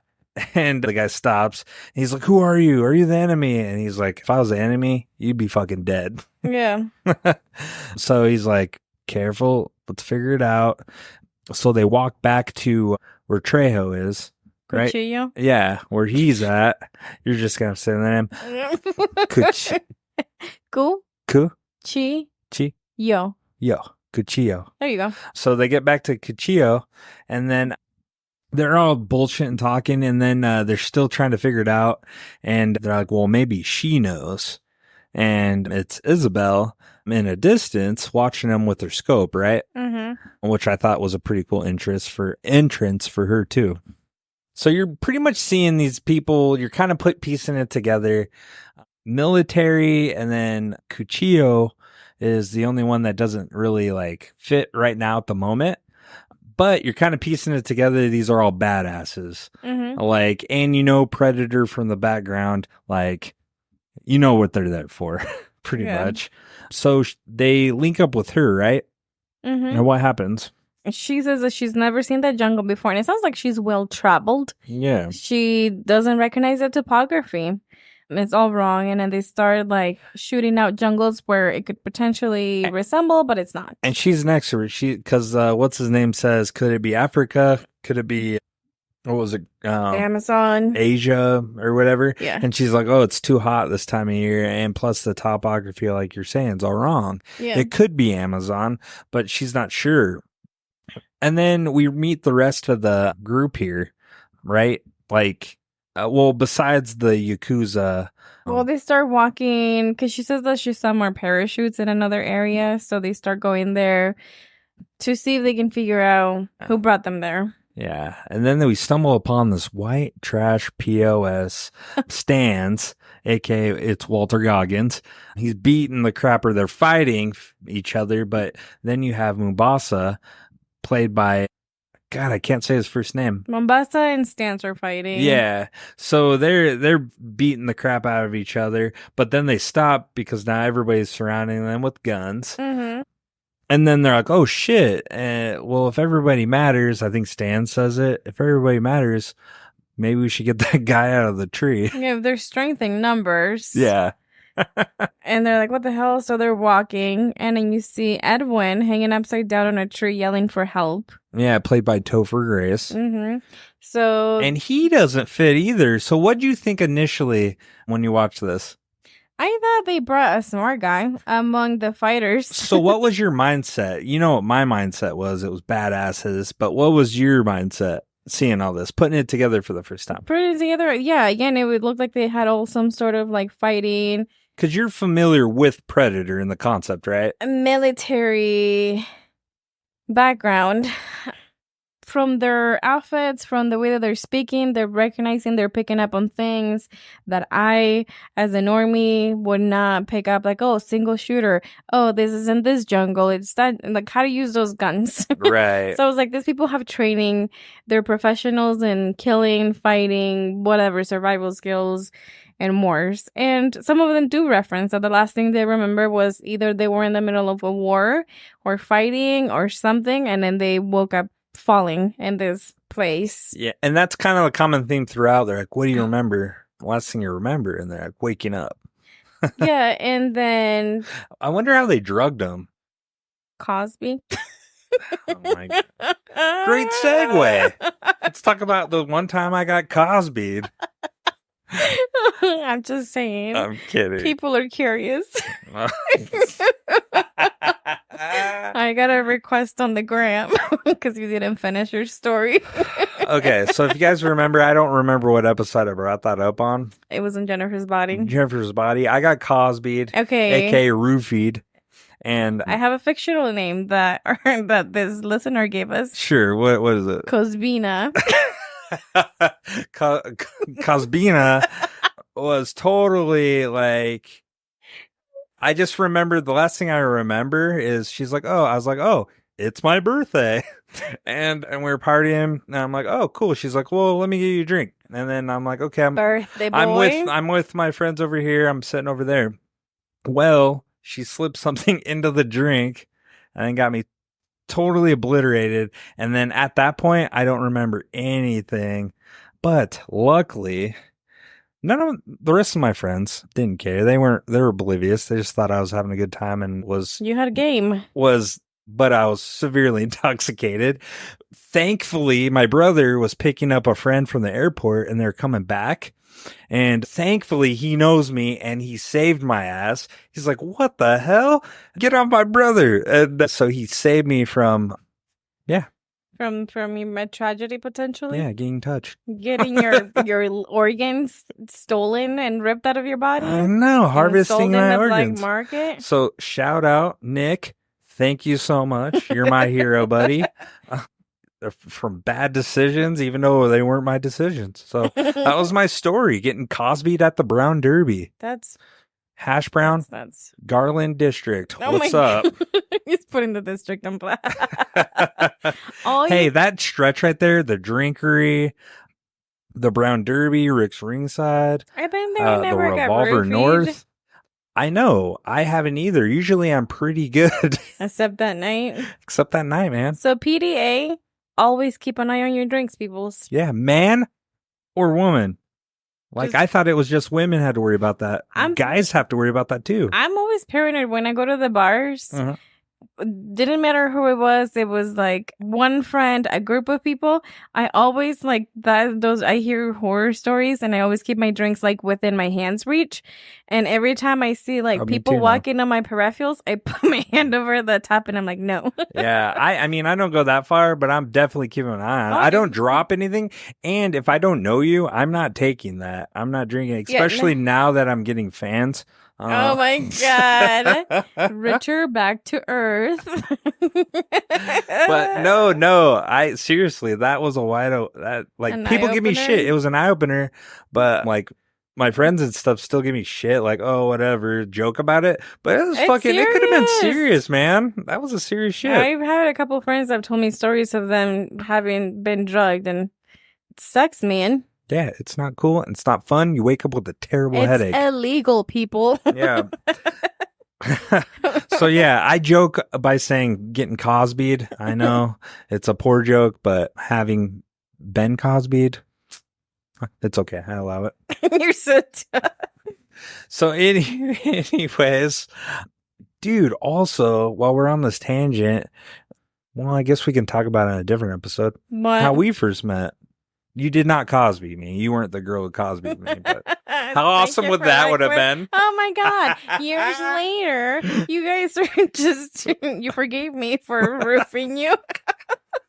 That would have been so fucking funny if you were the one who Cosby'd me. I would have, like, that's a red flag. You would turn around and you date the person that drugged you. Oh The crazies, man. I attract the my crazies. gosh. But we'll save that for a different story. That's a different time. But it's fascinating. It's a good one. But anyways, let's get back to the movie. You're waving your arm. That one, that was for people that wanted me to follow up on the story without getting too much details. Cosbina did not get arrested. She's still out on the prowl, I think. Watch out for Cosbina. Hopefully she learned her lesson. I don't know. Did she, I haven't though? seen her. I haven't seen her since. Did your brother confront her? Yeah, he was like, dude, get the fuck out of here. I know, but was that really a reality check for her to be like, oh no, I did something terrible? I don't know. Probably not. I don't know. She went to the next sexy Alls I Italian know- guy and was like, I know. I was Good fist am bumping I. my way. I was like, I was a total Guido. I had it, dude. That time in my life, it was gym, tan, laundry. Like, I was doing all that. Gym, tan, laundry. Yeah. You were tanned? GTL, baby. I'm so confused right now. Jersey Shore, what's up? Oh, I never watched I was Jersey all about it. Shore. I was in my fittest. I was looking good. Did you have frosted tips in no, your hair? I didn't have, no. What about the Did they wear I just had my chains? boyish smile. Your boyish smile? You know, the one you fell in love with. What's up? The charm? Yep. Damn it, I fell for it. Yep, you did, sucker. Richard, we need to talk. What? This has all been a facade. Oh, shit. You lied to me. Now don't know, I can who's sleeping in the bed of lies? Anyways, let's close this tab, goddammit. Oh my god. Okay. I thought they brought a smart guy. Like, and then Oh, yeah, your he mindset. says, yeah. Because everybody's some sort of fighter, has some fighter instinct in them, but he just looked very nerdy. So I was like, oh, maybe they brought for some reason, or maybe he has a specialty, maybe he's a Spider-Man, I don't know. Oh. So yeah. So you didn't have any idea what was at the... I know, I didn't. I was like, maybe somehow, some way. I don't know how he's fitting in here. Yeah. That his reasoning, because he's like, I'm a doctor. I was like, oh, he's the medic. So if they get hurt or clipped or something, he'll be there to help. I That's don't what I know. initially thought. You thought they were going to try to extend their life? Yeah, try to like actually make it a game. Oh, I didn't Um, catch that. But yeah, that's kind of where I went. But so they get him down. Royce just shoots him down. He's like, oh, I'm a doctor, and I was on my way to work, and I just want to know what the hell is going on around here. Yeah. And then at this point, they go on the exploration, or Royce does, and everybody's kind of following them. And this is their initial exploration of the jungle, right? Mm-hmm. What do they do? Isabel stops, and she turns around, and there's fucking creepy-ass Stance right behind her just looking at her. And she's looking at him, and he's like, your ass is awesome.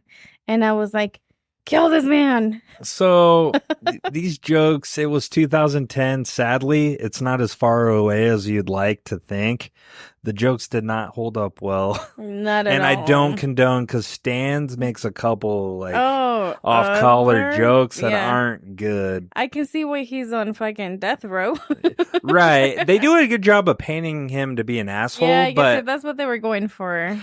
it was really extreme. And I think in today's standards, those jokes, they wouldn't make those like comments in these movies. Well, they did a good job of making him an unlikable character. They did. Yeah, they did. But he has a redemption part.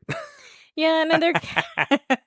Because you're cheering for him. You're like, fuck yeah. It was funny. That was his one fucking saving moment. Yeah, they keep walking in and they run into Hanzo. He's just like looking up at the sky. But before they do that, don't they run into a poisonous plant? Not yet. Oh, okay. Yeah, so they see Hanzo. He's looking up at up at the sky, and they approach him to see what this guy is doing. He's looking at the this statue thing. From far away, just looks like he's looking up. Yeah. Once they get close, they see that is like some sort of structure in the middle of this jungly spot, and everybody just looks in shock. And I made you rewind this. I was like, "What are they looking at?" And it's like the structure just in the middle of nowhere. Curves out. Yeah, which later in the movie, spoiler alert, there's a predator hanging off one of these things. So I think what it was an original campsite for these predators. Okay. Because around that structure was trophies, or what Mombasa said, oh, these are trophies. Where he's from. Yeah. And there were a bunch of skulls, and you kind of seen alien skulls, but they weren't putting two and two together yet. No, someone says maybe it was a test, and then Cuchillo says that in Tijuana they used to kidnap you, They put you in an oil drum, and then they like light you up. if you don't pay the ransom, they'll light you on fire. Yeah, someone else said maybe like drugs made them do this, or maybe behavioral experiments, and that was Edwin the doctor that was throwing behavioral experiments and drugs. Well, no, Stans is like, oh, I know they did drugging up the cons or whatever, and the doctor Edwin was like, no, we would be disorientated right now and feeling loopy. He's like, maybe it's behavioral, and he's like, but what's the point? Okay. And then this is where you learn that Stan says he was about to be executed in 2 days before he appeared in this jungle. And then... Yeah, because he's like, maybe we're dead. Mombasa does. Yeah. And then... Nikolai and Mombasa said that they were in the military and like in wars in the middle of fighting. And then how do you say his name? I don't know who you're Danny talking about. Trejo. He's like, Cuchillo? yeah, he's like, maybe we're in hell. Oh, yeah, he said this is hell, yeah. Yeah, and then Royce is like, well, last time I checked, you don't parachute into hell. Yeah. And he's not accepting any of this. He's like, this is bullshit. Whatever it is, we're going to find our way home. Yeah. Or he's like, I'm finding my way home. I don't got time for this shit. He says he's going to go to high ground and see what he can find. And this is where Nikolai sees like this very interesting, crazy flower. And he's looking at it, getting closer and closer. And he looks He's like gonna he's about to touch it. touch it. And then Edwin stops him. He's like, whoa, whoa, whoa, man. Don't do that. Yeah. And he tells him it's a poisonous plant. And he goes on. And essentially it paralyzes people. So Well, even a little trace of it can paralyze you for a long time. So this plant in real life, Archifructus legonesis, has actually been extinct for several millions of years How do we know the about it? Cretaceous period, because I looked it up. I know, but how do we know about it? How do we discover it? You know? Fossils, man. Oh, shit. And then it said that its angiosperm fossils were found in China. And that's how they traced it to approximately 125 million years old, making it the world's earliest known flowering plant. Da da da da. Wow, that's cool. Yeah, I thought it didn't was know pretty that. interesting that it was That's based cool on that a real they- plant. So that's cool they tied it into this planet, adding furthermore that they're like, Ancient. but they're also this planet, it's curated, like everything, the plants, everything around, I feel like is being planted here. To kill you. Well, it's just weapons, different types of shit. Yeah. Like a preservation, like they were saying, which is kind of cool. Anyways, he slits it with a knife, right? And it's all gooey. Yeah, And and then Isabel kind of overhears some of the conversation too. And then she's like, oh, you made a friend. Yeah.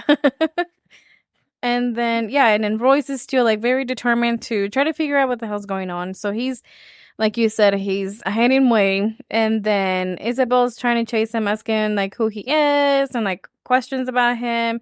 And he stops her and he's like, hey, I don't want to do this. Like try to get to know each other. We're not doing this. I don't want to play scout. He's like, Because she's like, hey, we need to take a break. You need to take a break. Yeah, and he's like, if this is what you guys want to do, like, that's cool. I'll go on my own. And I do just better my anyways thing. on my own. But you can follow me if you want, but I ain't stopping. Yeah, And she's like, well, do you want to see something fucked up? Mm-hmm.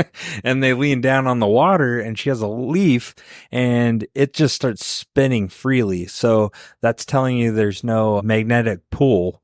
And it's just going, which is concerned. He's like, well, between that and the sun, we got a real problem. And she's like, what's up with the sun? And he's like, it hasn't moved since we got here. Boom, boom, boom. That's creepy as shit, man. Yeah. So they're like, whoa, what the fuck? And then they start moving again, right? Mm-hmm. Yeah, and then they're like talking to each other, and then Royce is trying to put together people's backgrounds, looking through each of the characters, you know. Well, he calls them out pretty good. Yeah, like pinpointing what everyone has done. And he says, except for Edwin, the doctor, he's like, I don't know, like, that he really belongs with this group. He He's doesn't like, fit. but everybody here, he thinks that they were chosen for a reason, like, to pull there. And then Isabel was like, well, what about you? Like, how do you know everything? She's like, also trying to guess his background. And he's all defensive. He's like, what of it? What? Yeah. She's saying maybe he's on fucking Black Ops. And what was the other thing? I can't remember. I can't remember either. Mercenary. Yeah, I think so. And then, they go and then they keep walking and then they find a cage and it's covered with like some sort of fabric on top of it, maybe a parachute. Oh, yeah. And they still think something's in it. Yeah. And so Royce kind of signals the group and everybody surrounds this cage. And Hanzo walks up. Mm-hmm. He pulls his gun out and he's the one. So would you be the one who pulled the curtain open? I don't know. The parachute? If you're not scared to die, I guess. Yeah, I don't know. Yeah, he opens it or he pulls it off and the cage is empty. But there's guts or shit or something all over the cage and there's cockroaches climbing in and out of it. Yeah, and they're like, well, it looks like it was dropped here just like them. And yeah. And then Isabel again, she's like, well, what do you think they could have like chosen them for? Like, why were they brought into this place? And then Stan's like takes a step back and he looks up, and then you get to see the full picture around this area. And there's like several other cages. Yeah, he's like, holy shit. Hanging from the trees. Yeah. And this is something that you said the movie didn't really like emphasize a ton. Dude, I wish that was a missed opportunity, and I get it budget wise, but man, dude, if you could have added more aliens in it. Oh, yeah. Oh, fuck, dude. This would have been so cool, because then what if they cross paths? You know what I mean? And then, like, we do get it a little bit as we cover this movie as it goes on, but fuck, how cool would that have been? They could have got so creative with what we've seen. Like, they could have created a whole different world. You know what I mean? Oh, yeah. It would have been pretty cool. They could have made offshoots at that point of movies. Like, oh, this is this character. You know what I mean? It could have had a lot of potential. I know, but we humans are egocentric, so it had to be about the humans. And I get that part. I just wish they could have incorporated a little bit more to it, that side of it. I want to see these worlds and these stories, but that's just me. I don't know. Fair enough. Yeah. So what are you thinking when you're seeing these cages? I thought it was more people or things that were dropped there. Yeah, so you're starting to put it together. Yeah, they're just bringing people. They keep going, and then all of a sudden they find themselves in the middle of this, like, traps, and fucking spikes are falling from everywhere. So Mombasa, he triggers it. He trips over, and then Stans is like, what the hell? Idiot. Like, because he tripped, and then all of a sudden that's when it gets triggered. Well, what happened was they triggered a dead man's trap. And it's a reference to the original movie with Arnold Schwarzenegger, where he eventually, in order to defeat the Predator, he sets up the exact kind of trap. But it's not exact, but it's pretty much like that. And the Predator's kind of going through that. Mm-hmm. So that's kind of, they're paying homage to the original on this one. But we see everybody's kind of getting out of the way of these traps. Mm-hmm. And I think it's Isabel. She ends up running, and then she falls into a hole, but she's holding on because there's spikes in that hole. Mm-hmm. Which, who the hell has time to dig that big hole and put spikes in it? I don't know. One thing before they all scramble when they see, she falls into the hole. And after, when they get through it, and they do find the body of the person that set up these traps. Mm-hmm. Royce helps out of the hole. So then they find him, they're looking at him. So and this is kind of uncharacteristic of Royce at this moment, because we think he's just an asshole, right? Yeah. But then he hears her, she's like, oh, help. And then he just goes running first thing and saves her ass, pulls her out of that. Yeah. And then Edwin is the one who calls it. He said that the guy that they find looks like he's been dead for 2 weeks. Yeah, but before that, though, they spot it because Royce and Isabel are like back to back. They immediately go on the defense, and she's like, whoa, someone 200 meters out. And he's like, take the shot, take the kill shot, take the shot. She's like, don't have to. And then they walk up, and that's when Edwin's like, oh, yeah, he's been dead for 2 weeks. One thing that they find on his body, he has like a booklet of some sort, and showing that he was headed to Afghanistan. Yeah, his papers were Afghanistan. And then Royce makes a suggestion that perhaps he was hunting something much, much bigger than him, based on one of the logs that came down. Because he was saying that usually you would have to rule of thumb is anything you're hunting and you set the trap for has got to be 5 times its size. Yeah, so with such a big log like the one that came lodging down. Fucking massive. And then you see them start kind of walking away from this, but Mombasa stays behind, and he's looking up at the tree behind the dead body. The homage to the original movie, too, where you see the Predator hanging up in the tree, recording the voice, listening to him. Yeah, and so, but he can't quite make it out because he has his invisible cloak on. And then you see also some of the Predator's view. Yeah, and thermal vision. That's the homage to the movie, too, like tying it to the first and the second one. Yeah, and Isabel asks, she's like, what's wrong? And he's like, no, it's nothing. So they keep walking, and then they make it to the edge of the cliff, so high ground where Royce wanted to go. And the fucking view from here is so it's beautiful and terrifying all at the same time. Well, all of them are dumbfounded. They're like, what the fuck? And what you see are planets, and it does not look like Earth. Because you don't see the moon. You're seeing like different planets. Massive, like 4 different planets just within that scene right there. Right. And they're just like processing. And then this is where Royce is like, oh. Need a different plan. Yeah, like what we had we're not even fucking home. We're not in Earth. And then they keep going and they all start pulling out their guns. They're just on very high alert at this point. And then Stan's ended up with a knife. And he's throwing a tantrum and he's like, why can't I have a gun? Yeah. Instead of his little knives. And they all just kind of look at him. He's making eye contact with everyone to see if someone's going to give in. And he even asked Cuchillo, he's like, you have 2. Why can't I have 1? And he's like, mm-mm. And then he, again, goes for Mombasa and... Oh, this is a cool part. Gets in his face. Yeah, and he has him at his shank in his neck. He's like, give me that fucking gun. And then Mubasa, you just see out of the view, come into view, his gun goes up to his chin. He's like, hey, are you ready to die? Because I'm ready to die. Yeah. But at this point, then we see enemies coming, right? The predator dogs, the hounds. Yeah, you hear, so you don't see them yet, but you just hear the sounds of something coming fucking fast. Well, you hear a charging. whistle initially, right?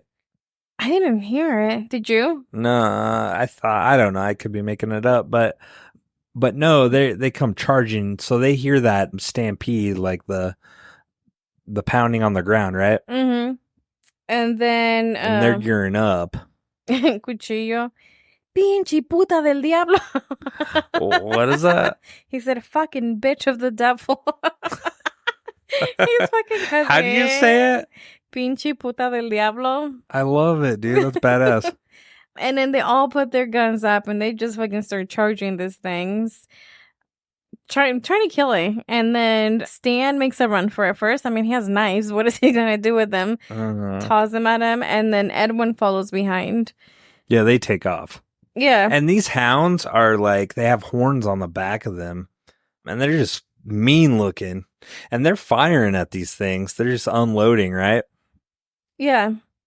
And then, so they're unloading on these guns. Isabel kills one of them.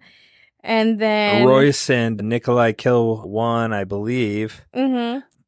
Cuchillo, I think Mombasa killed us another one. Oh, so Stans is on the ground. He's stabbing the shit out of the hound, and then all of a sudden Mubasa comes. Out of all people, after he got in his face. Yeah, he fires at it, just a line through him with his gun, and it falls over. He's like, "Oh, you're looking real good, boss." Yeah. Like, being sarcastic because Stans is a racist and being a dickhead. And then a dog, you see, starts walking towards Isabel, like just facing her slowly. And she's firing, but then her gun jams, and then she pulls her pistol out, starts firing that. And then I thought this was the coolest scene. I don't know about you, but when she knows it's close, she puts the gun to her head like she's ready to fucking die. And that's when Edwin's like, no! And then someone saves her. The whistle. So that's when you hear the whistle. Yeah, that's right. And the dogs go back, so someone called them back. Yeah, and then that one dog runs back, and they killed the rest of them. I think so, yeah. And then Royce was like, all right, do a shell count. You gotta, they gotta see how much ammunition they have left. Yeah. And then he puts it together. He's like, all right, guys. Dude, this is gonna see how we are gonna react and to fucking kill all our ammo. Yeah, he's like, so we're being hunted. Yeah, he puts it together. We're being fucking hunted. We're the game. You saw the cages. There's soldiers. He's like, this is a game preserve. And essentially, them being brought that they're the game that's being hunted. And he's like, we just got flushed out. And then the dogs were just meant to kind of rattle them a little bit and split them apart and see how they would react. So in this situation, when you're an alpha like these guys are, they're badasses. Mm-hmm. Being in this position, imagine how they'd feel. Like, you think they would feel fear at this moment? I don't know if they're capable because they're just all badass. Yeah. But I think reality sets in. They're like, holy shit, there is someone more badass than we are. You've got to. You're in an alien world. Yeah. With Except alien Royce. creatures. Except Royce. He's like, fuck that shit. I'm still finding a way to get out of here. Fuck these motherfuckers. Everybody else, though, is like, I don't know what's going on. Yeah. And then, yeah, and Isabella's like, how do you fucking know all of that? And he's like, well, that's what I would do. Because that's what I would do. And then I think it's Stans who points out, he's like, hey, there's 7 of us. There's one of us missing. No, Mombasa. Mombasa. Yeah. And then far away you hear Cuchillo Help me. crying for help. So they follow, and then they just see him out on this like field of plants. And he's slumped over. You only see the back of just the back of him. And dude, this pisses me off. Why the hell is he like, man, why couldn't it have been someone else? Why couldn't it have been Stans? Why did they always kill off the Mexican first? I don't Not know about cool, bro. always. He's surviving Machete. I know, but like, dude, I like Danny Trejo, and I just wish we would have had him a little bit longer as well. Yeah, and he's still yelling for help. Yeah, and Royce and Isabel is about to go in there and help him, and Royce was like, "It's a trap." Yeah. He grabs a rock and throws it towards Cuchillo. And sure enough, one of those like a bear trap or something clamps, and it's electrical. And then so he's like, look, see? And then that's when Mubasa's like, oh yeah, so here's the plan. They wound one or torture one guy, and then they set him up and make him cry out in pain, and then whoever comes to help, they slaughter. He's like, I used to do this. So his tactics. Yeah. And then showing that the predators are learning from them, from different people, different tactics, different things to be more efficient killers. And then Stan suggests, just kill him. He's done. And they're like, no. And Royce was like, we'll just leave him. But Isabel again, for fucking done. Empathy. Yeah. She's like, and it's going to play in the future too, why. She's going to explain why she has this empathy, but continue. And she essentially turns around and shoots Cuchillo to kill him. She's like, all right, it's done. And then she gets up. She's walking away, and then all of a sudden you hear a help me. Again. That was fucking creepy. And she's like, oh, fuck, this was a trap. I mean, you actually see his face, and you can tell he's so dead. Well, it's shot through. She shot him in the head, and still crying. Yeah, dude, with his dead-ass eyes. That was crazy. Yeah, and they're walking around, and then, I don't know, on and off, I kept hearing, like, little whispers saying, it's a trap. And I was like, who's there? Yeah, which is Morpheus. And then Isabel again, she's like, all right, we need to get out of here. It's a trap. It's a trap. It's a trap. Oh, so no, that's the predator because it's recording the voice, analyze the voice. Yeah, because she's, they're being hunted. They need to get out of that spot. But someone suggests, like, it's hunting them and it wants us to run, like, get into the action of it. Yeah. So they have more fun. They're like, we're in their jungle, we're in their planet, it's their rules. But they need to fucking figure out, like, exactly what they're dealing with, because they've seen these dogs, and that's the only thing. Royce is like, you know what? Because they're like, well, we can't just keep running. Edwin says that, I think. And he's like, you're right. If we run, we die. He's like, I got an idea. You know what we're going to do? We're going to follow these tracks back to their campsite. We're going to see what we're dealing with. And that's the plan, is to go back to where the predators are. Oh, okay. Yeah, so they start trekking that way, don't they? And then they eventually do, and if I'm missing anything, let me know, but they eventually get to the alien camp, right? Yeah, they find this, like... Yeah, it's a camp. Yeah, they discover an alien camp, and it has cages and traps, skulls, souvenirs everywhere. Again, they're realizing that they're not the only thing being hunted, and I think... There's a fire going. There's, like, skulls, bones, carcass hanging from trees. I thought it was a killing ground. I don't know. No, this is their campsite. This is, like, where they come back. Okay. And then they keep walking through all of this death and bones and whatever's left over of people and things that they're hunting. Yeah, and then they see propped up, like I mentioned earlier, on that hook thing that I don't know what I was calling a stature. I don't know. Structure, yeah. Structure. The predator, the original predator that you see, the little guy, he's tied up on it. Clearly, he's like a prisoner. Mm-hmm. And then Nikolai gets close to it with his gun, and then he goes to poke him, and then he wakes up and screams in his face. The predator does. Yeah, and then Edwin points out. Yeah, he's like, hey, the Where's badass. the tough guy? Yeah. The tough guy's not here. And then Isabel's like, oh, he left us, that fucker. And then did they set off a trap or like? No. And then what happened was like Mubasa is like, oh, they're here. And then all of a sudden you see like a sphere go through him.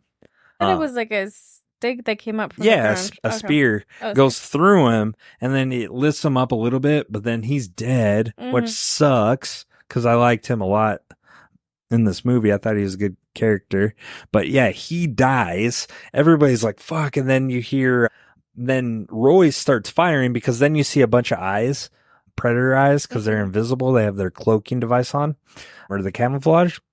And then you hear Royce as he's firing at him. He's like, run.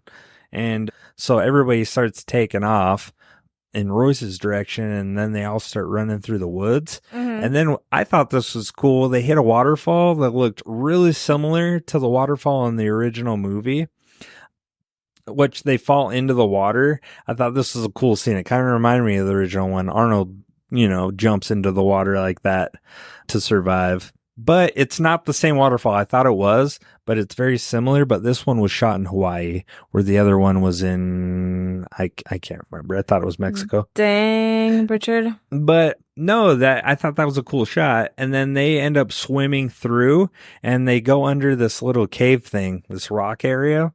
And everybody's pissed at Royce. Like, what the fuck, man? You set us up. We were the trap. What the hell, dude? You got him killed. Yeah. And he's like, well, at least he didn't die in vain, motherfucker. In all the chaos, you do get to see one of the, I'm assuming it was the Falcon Predator, go back to his site. And it looks like there's a drone coming back to him. His little Falcon drone thing that he's flying. He has a dog with them, one of those alien. No, that's the tracker. So there's two of them at that point. The Falconer's got his thing flying, and then the tracker has the hound. Oh, okay. Yeah. Cool shit, man. But so they're explaining, Stans is pissed. He's like, dude, even though he hated the guy, he's like, dude, you hated him. You were at his throat fucking 10 minutes ago. Yeah. He's like, so that's in the morning. Fucking now is now. And he's dead. And that's when Royce is like, well, at least he didn't die in vain. He's like, we learned something from this. This is what I was trying to learn. 1, we have multiple enemies. 2, what was it? It was multiple enemies. I can't remember what the thing, but they learned multiple things about who's hunting them. Maybe I have a note on that later. I just have. Oh, it uses a cloaking device. Was the other thing? Yes, yeah, should not be seen. Yeah. And they're like, you're still an asshole for doing that. Well, the other thing, he's like, really? You're fucking calling me out? He's like, Isabel knows what it is. Yes. And then this is when she reveals. Blessed. Yeah, this is when she recognizes the Predator from a mission in Guatemala in 1987. And this is the original movie. And then alluding to the events of the original Predator movie, she explains the creature's hunting patterns and sophisticated technology. Also that it looked very similar. The one hanging up looks similar to the one described in that movie. Yeah, and she says that tying the first movie and this one, so that making this a sequel. Look at that. Beautiful tie. Fucking awesome. I thought it was cool. She says that one dude survived, and then when they debriefed him, he described something very similar to the Predators. It had a camouflage that made him almost invisible, infrared vision. And he had to use mud. To block, and it hunted and killed his team. Yeah, his whole team. And he's like, Royce is like, all right, new plan. Set up a perimeter. Yeah, overlapping fire. He's pretty much setting up a trap, and we're going to take care of these fucking things, and then we're going to get a plan, and we're going to get the fuck out of here.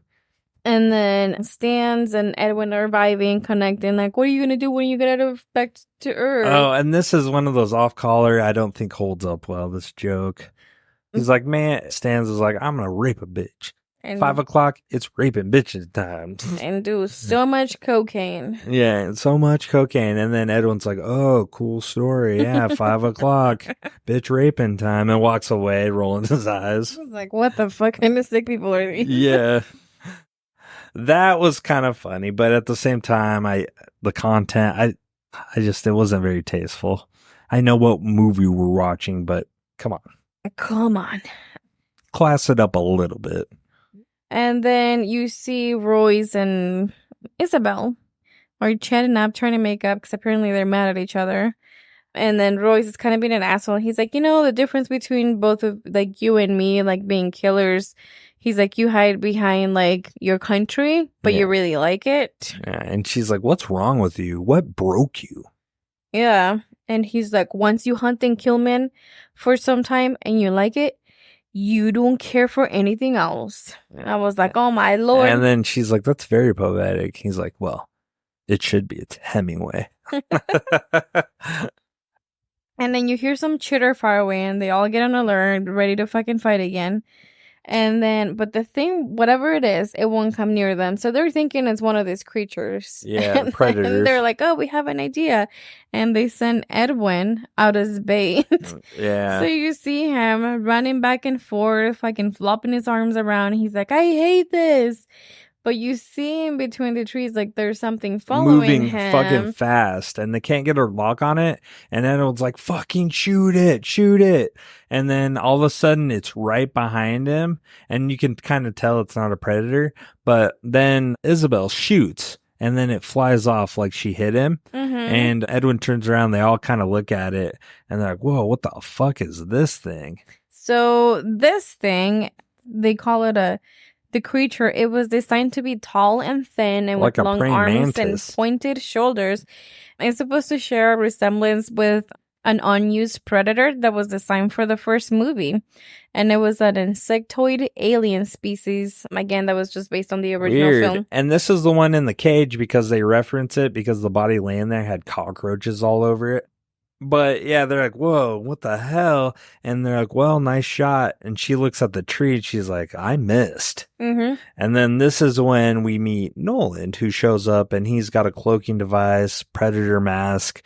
And Royce is like, whoa, what the fuck are you? And the guy's like, Noland. He's been there for way too long. Yeah, you get to know he's a little off his rocker. Yeah, because he's using like one word, two words if he was to answer them, and he's whispering the entire and being really time. Quiet. He's like, if I can hear you, they can hear you. If I can smell you. I've smelled you since you've been here. He's like, you did not use your bidet today, sir.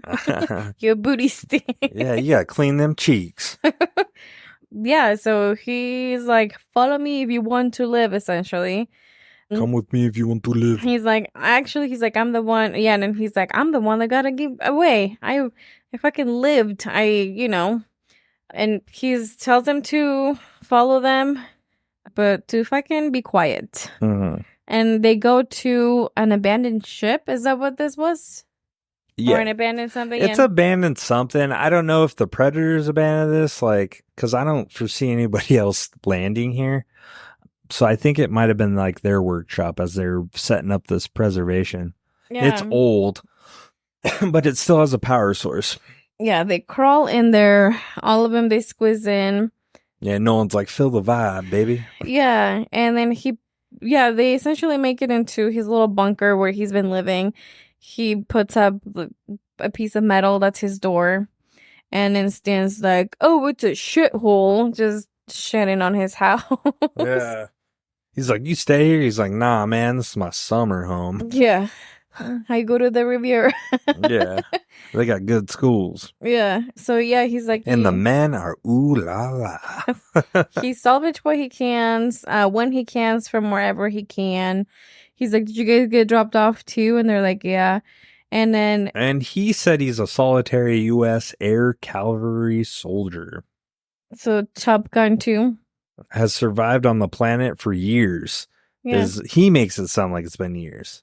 Stans picks up a vest, and He's like, man, don't be touching another man's shit. he looks like he's talking to someone, but there's no one next to him. And he's like, yeah, I'll tell him. And he's like, Agent Orange, put other people's stuff down. Yeah, put other people's shit down. And then that's when everybody's like, oh, He's not all there. Have you ever had this situation where you're at the store? Yes. I've had this where I didn't realize they're crazy. And then all of a sudden they say something crazy. I'm like, oh.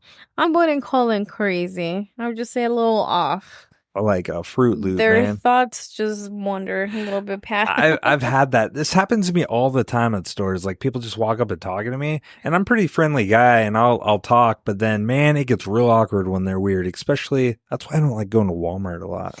I get a lot of those weirdos at Walmart.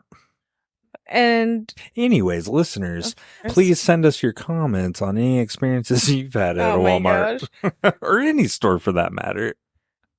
Gosh, you made me lose where I was. Dude had Agent Orange, had a shield on. Yeah, and he's kind of giving him a rundown of what happens here. And again, he's like, well, there's like larger beings that are up there that are running everything. Yeah, he's like, well, there's two types that I've seen here. There's the big ones and the small ones. And then they've been battling forever, what seems like a blood feud. Yeah, he's like, they bring in fresh meat every season. Yeah. He's like, did you guys come in airdrop?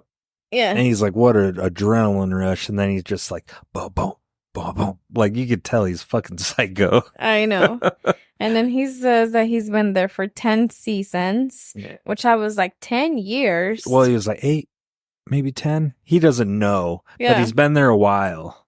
And then one thing that he tells him, which is what you were saying earlier, so every once in a while, like, whoever they bring in does get to kill one of the predators. Well, and when that happens, Royce asks, he's like, how many have you killed? And he doesn't know that number either, right? No. He's like 2, maybe 3. Yeah. And then that's when what you're saying. Yeah, and then what he's saying is that the predators bring in every time one of the predators is killed. So they take a little rest to learn, they adapt, and however their predator was killed, they learn that new tactic, they improve, they evolve. They get real interested. They get new weapons, and then they bring more people and then try to like improve themselves and make themselves better than the kills. Completely different tactics. Like it's shit you've never seen before. And he's like, it is truly amazing. Yeah, and then he says that they also have a ship with which they like bring in people. Mm-hmm. And Royce perks up. He's like, whoa, tell me more about that. He's like, you didn't see it? It was 30 years from their ship. And again, he's talking to this invisible thing. And he's like, I told you they wouldn't see it. Yeah. And then they ask if there's any weaknesses. And he's like, well, the only guide is, you go deep and you stay hidden. But he tried escaping the first 3 seasons he was there. He said, but there was no edge to the preserve. So he can't find like how to... Yeah, he's like, the first 2 seasons, I've been walking forever, tried to find the edge of the preserve. I got news for you. It ain't there. It ain't there. So he's just been hunkering down, going out when he has to. Yeah, and then the other thing, he's like, yeah, he thought about the ship, like escaping, but he doesn't know how to fly it. I wonder if the soup he made was any good. I don't know. Tell him to send you a bowl. I know. It was predator soup. Oh, I want some space soup. Again, and he's like, I'm gonna go take a little nap. And then he goes back to his whispering mode and tells them, there's water over there. Help yourselves. Yeah. And then they're just kind of sharing a little bit. Nikolai says he has kids.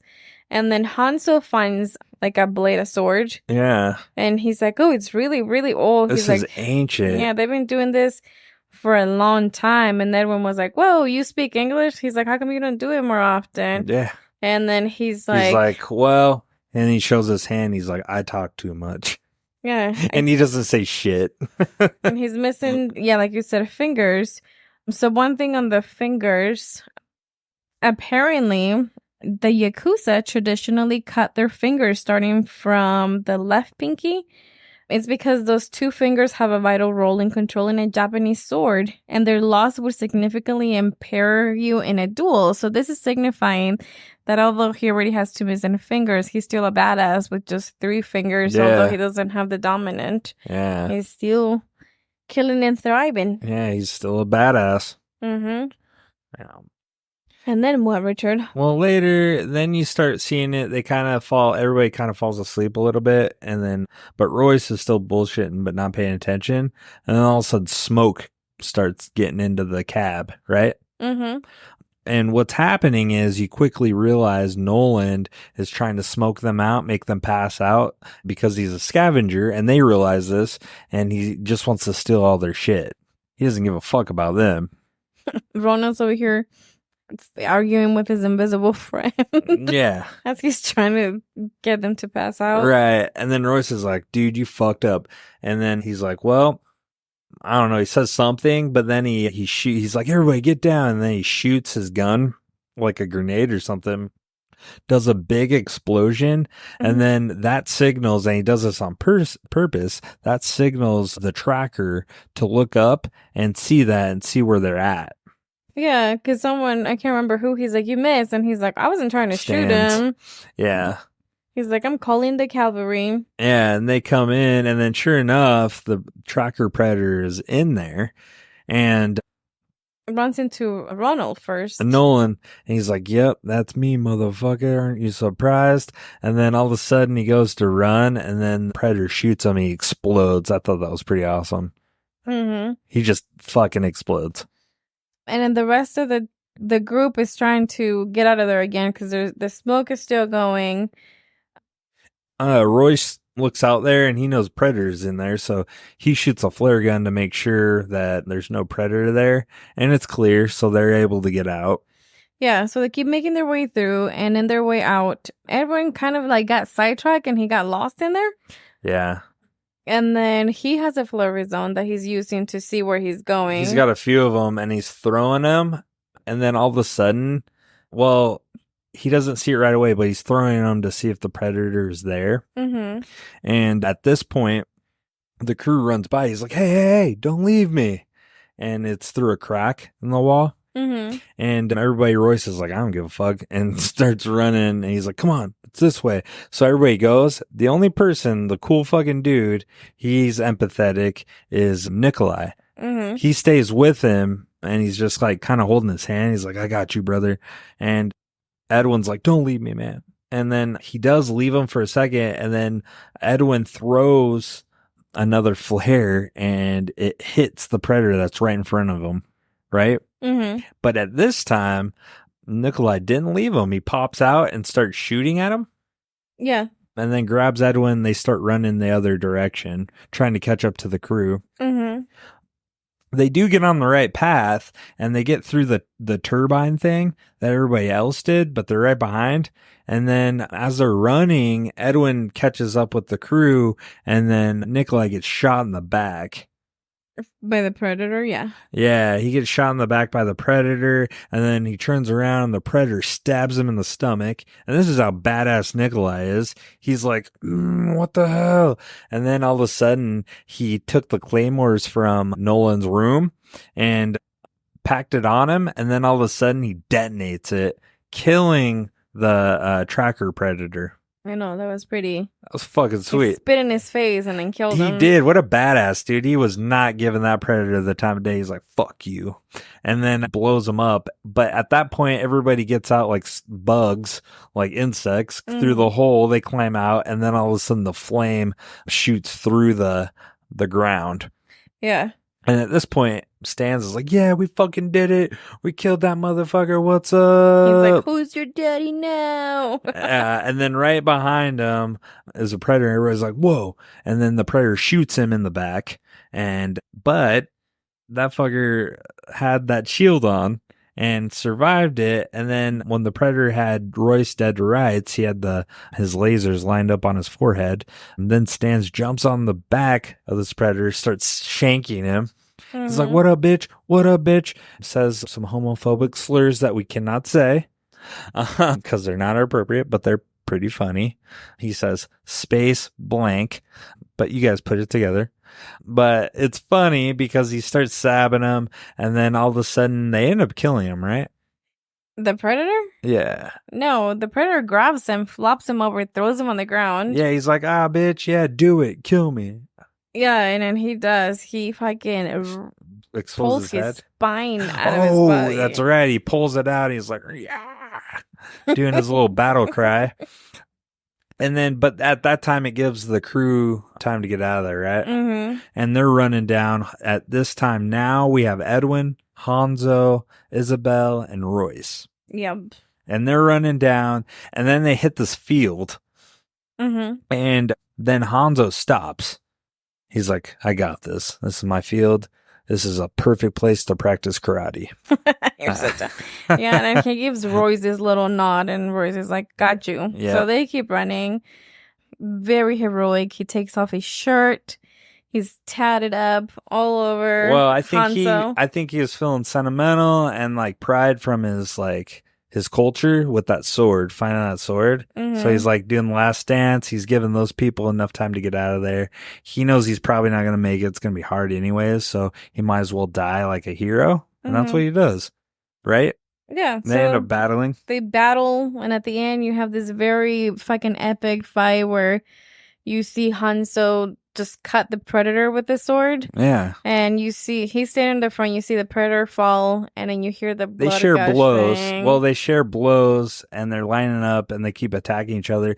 This is where you said earlier, right, that they didn't know he had experience with this. So I found it, yeah. So he's been practicing kendo since he was 5 years old, and he did his own Fucking cool. stunts for this fight scene with the Falconer Predator, yeah, which is something that the crew had no idea when he was cast for this role. Yeah. But yeah, 5 years old. And yeah, that was cool. And he was really good at it. And what was cool about too at the end, the Predator then, he's not even facing the Predator. He knows he got the kill shot. And the Predator falls over. He's dead. You see the cool green blood.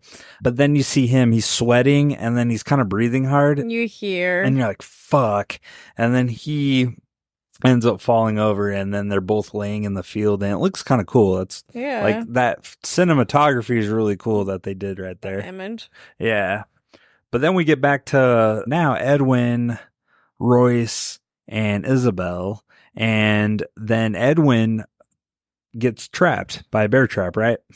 Yeah, he trips, and then Royce is like, cool, dead weight, let's keep going. Yeah, he's like, look. And he's like, don't leave me. And Royce is like, look, dude, you're going to slow us down. 1, 2, you're going to ask us to carry you because you can't do it. And then 3, there was a third thing. Yeah, and then this fucking asshole, he's like, but I have kids. And he shows him a picture Nikolai's of the kids. picture, bro. Like, Yeah. dude, what a piece of shit. I hate this guy. And then Royce was So like, at this time, what did you think of Edwin where you're like, don't leave him? I was like, at this point, I didn't know.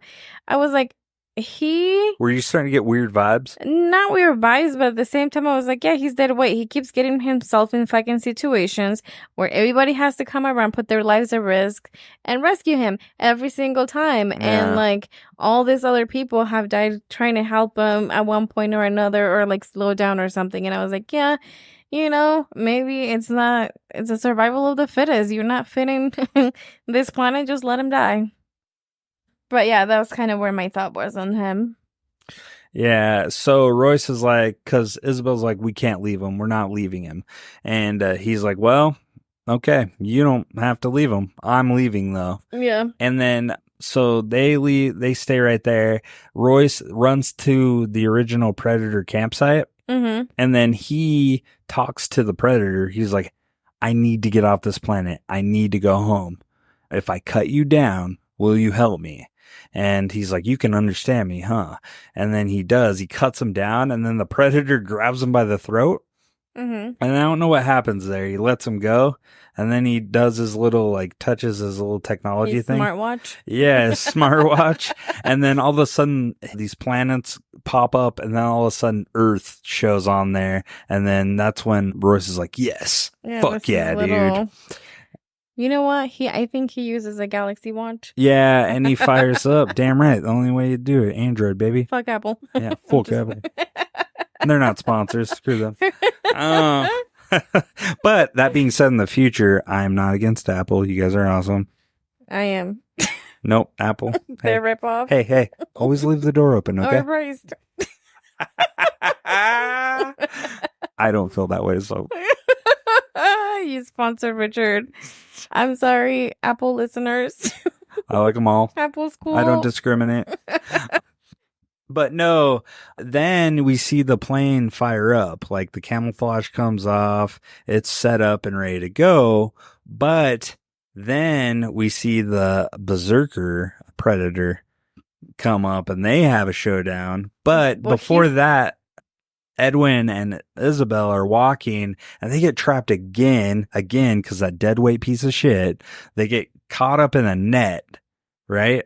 And then they're stuck, and then the berserker predator drags them and throws them in a hole.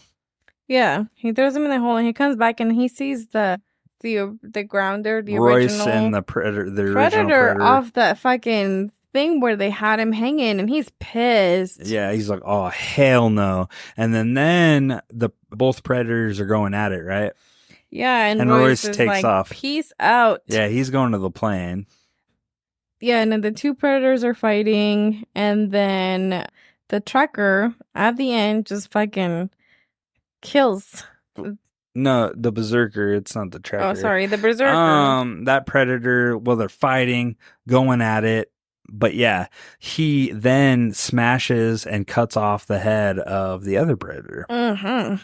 And then he goes to the ship and does his galaxy watch and looks at the ship. He's like, oh, hell no. And then he does boop, boop, boop, boop, boop, boop. And then he pulled up his universe map. Yep. And then he turned around and then the ship explodes. And honestly, I didn't think Royce was on the ship. You didn't? I didn't think so either, because I was like, he's not going to leave them behind. The hero of the movie, come on. But then, yeah, and then now we go to the scene. To the hole. Where Edwin shows kind of his true colors. He reveals himself to be a psychopath murderer using that neurotoxic poison that we seen earlier from that plant to paralyze Isabel. And then he plans to stay on the planet, saying he fits in with the monsters, seeing it as a twisted paradise, if you will, for his dark urges, which he's a serial killer. He's fucking gross. Yeah. And then he's like, don't worry, I'm going to make you feel every single part of this. The torture. Mm-hmm. But by this time, Royce is standing behind him. He's like, what the fuck? And then Edwin turns around. He's like, oh, thank God you're here. I think they poisoned her with something. Yeah, well, one thing he also tells her, he's like, I was chosen to earn their trust, like the Predator's trust. So the Predators have been using him. Using him, or is he just in his head? I don't know, but I think he's being a weirdo. He said that he was chosen to earn their trust. Yeah, it's like, back. But I think he's delusional. Like, I was in front of you all this time, but the group couldn't really see what he was. And it's true. I was seeing a nerdy guy. I wasn't seeing a serial killer. Well, I think Royce kind of knew. And he's like, back home, I'm a murderer and a freak. But here he's like, I'm normal because everybody's there, amongst the same monsters. level of monsters. He's like, and I want to stay here. And yeah, Royce comes and helps get Isabel out of the hole. Yeah, both of them. Mm-hmm. And then he's like, oh, God, man, you're such a helper. You want to help everybody. And it was like sympathetic. And for the first time, you see him empathetic to her because he likes her. Yeah. They've been working side by side together. And he developed kind of a relationship with her. And then as he's tending to her, his gun drops. It looks like he's off his guard. And then Edwin's like, you know what? He's like, you're a good man. I had you all wrong. She never gave up hope on you that you're always going to come back. But his tone changes too. And yeah, it's dark. And then he's like, you're a good man. And then Royce is like, no, I'm not. And then it is a cool part because Edwin is going to try to like slice him and poison him. And then that knife goes into the Royce, shoves that up his chin. Oh. And then pretty much he's paralyzed too because that poison was on it. And then he starts dragging him and Edwin's crying like a bitch. He's like, don't kill me. Don't kill me. He's like, oh, don't worry. I won't. And he wanted to originally use him as bait anyways. So it worked out. He ended up lacing him up with explosives. Yeah. And then he's laying there in the campfire and the big predator is walking around kind of analyzing shit. And then he sees Edwin on the ground laying there and he flips him over. Well, Edwin is like, help me, I'm one of you. Yeah, I'm one of you. And he flips him over, and then all of a sudden they explode. Mm-hmm. And doesn't kill him, but he's dazed. That predator's dazed. Kills Edwin, obviously. Mm-hmm. But then Royce comes with a fucking alien axe. And this is where you see him all shredded, covered in mud so the predator doesn't see him. Mm-hmm. His heat signatures. And he's just beating the shit, running by him, beating the crap out of him. The predator can't get a lock on him. And then he eventually gets the helmet off him, right? Yeah. And then he's just beating the crap out of him, to the point, like, you see the alien green blood, right? Mm-hmm. But then the tables turn, right? And then Royce is on the ground, and then Isabel finally gets her feeling back and has her gun and is aiming at the alien and shoots him through the heart. Yes. But he's still not done. Royce has to kind of finish the deal, and he just, again, beating the fuck out of the dude's head, and then he ends up slicing the throat, and this is cool. The head just slowly detaches from the body and falls back, and blood squirting out the neck. I thought that was fucking awesome. Green alien blood. It's Yeah. not as gory as when you see like the human blood. Yeah, they don't do it as well. But then he gets with Isabel. They're sitting there. He's like, we got to come up with a different plan. But He finally introduces himself by Yeah. his name. he's like, I'm Royce, and she's like, I'm Isabel. And they're like, well, we'll figure out a different plan. And then by this point, it looks like it's morning time because Yeah. you see daylight. A new season, which kind of, you think it's a new season because new players are being dropped down. Yeah, you see a bunch of parachutes start coming down. And you can really like see again, just kind of admire this scene here where they are at the campground. You see the carcasses and just The carcasses, bones laying around. And yeah, he's like, let's figure out a way how to fucking get out of this planet. Yeah, we'll figure out, get away. And then they walk away, and that's the end of the movie. Mm-hmm. So, that being said, after extensively talking about it, did your mind change about the quality of this movie? No, I still love it. You liked it? I did. I know, it's one of my favorites. It's pretty good. So I know that this movie paid homage to the original movie. The original script also included cameos from Arnold Schwarzenegger and Danny Glover as Harrigan, but it didn't happen. Wait, they what? The original script included cameos from both Arnold and Cameos. and Okay. Danny Glover, yes. Dang, that would have been cool. If they both came back. One thing on the Berserker Predator that I found that was interesting was that its lower jaw that was attached to the mask, it was from an alien from one of the Alien movie series. Oh, that's cool. It was one of the things he had conquered. And, okay, so I wanted to cover this real quick. Is this a horror movie? I thought about this. You picked it, Richard. Is this a horror movie? So here's my thing. Yes, it is a horror movie. It's considered horror in my opinion, but it also falls into several other genres, including action, sci-fi, and thriller. But here's a breakdown why it's a horror. Okay. It has horror elements. Okay. So it has intense atmosphere. The movie Uh-huh. creates a sense of dread and suspense as the characters navigate an unfamiliar and hostile environment. Has gore and violence. Predators features significant gore and violent scenes, which are common in horror films.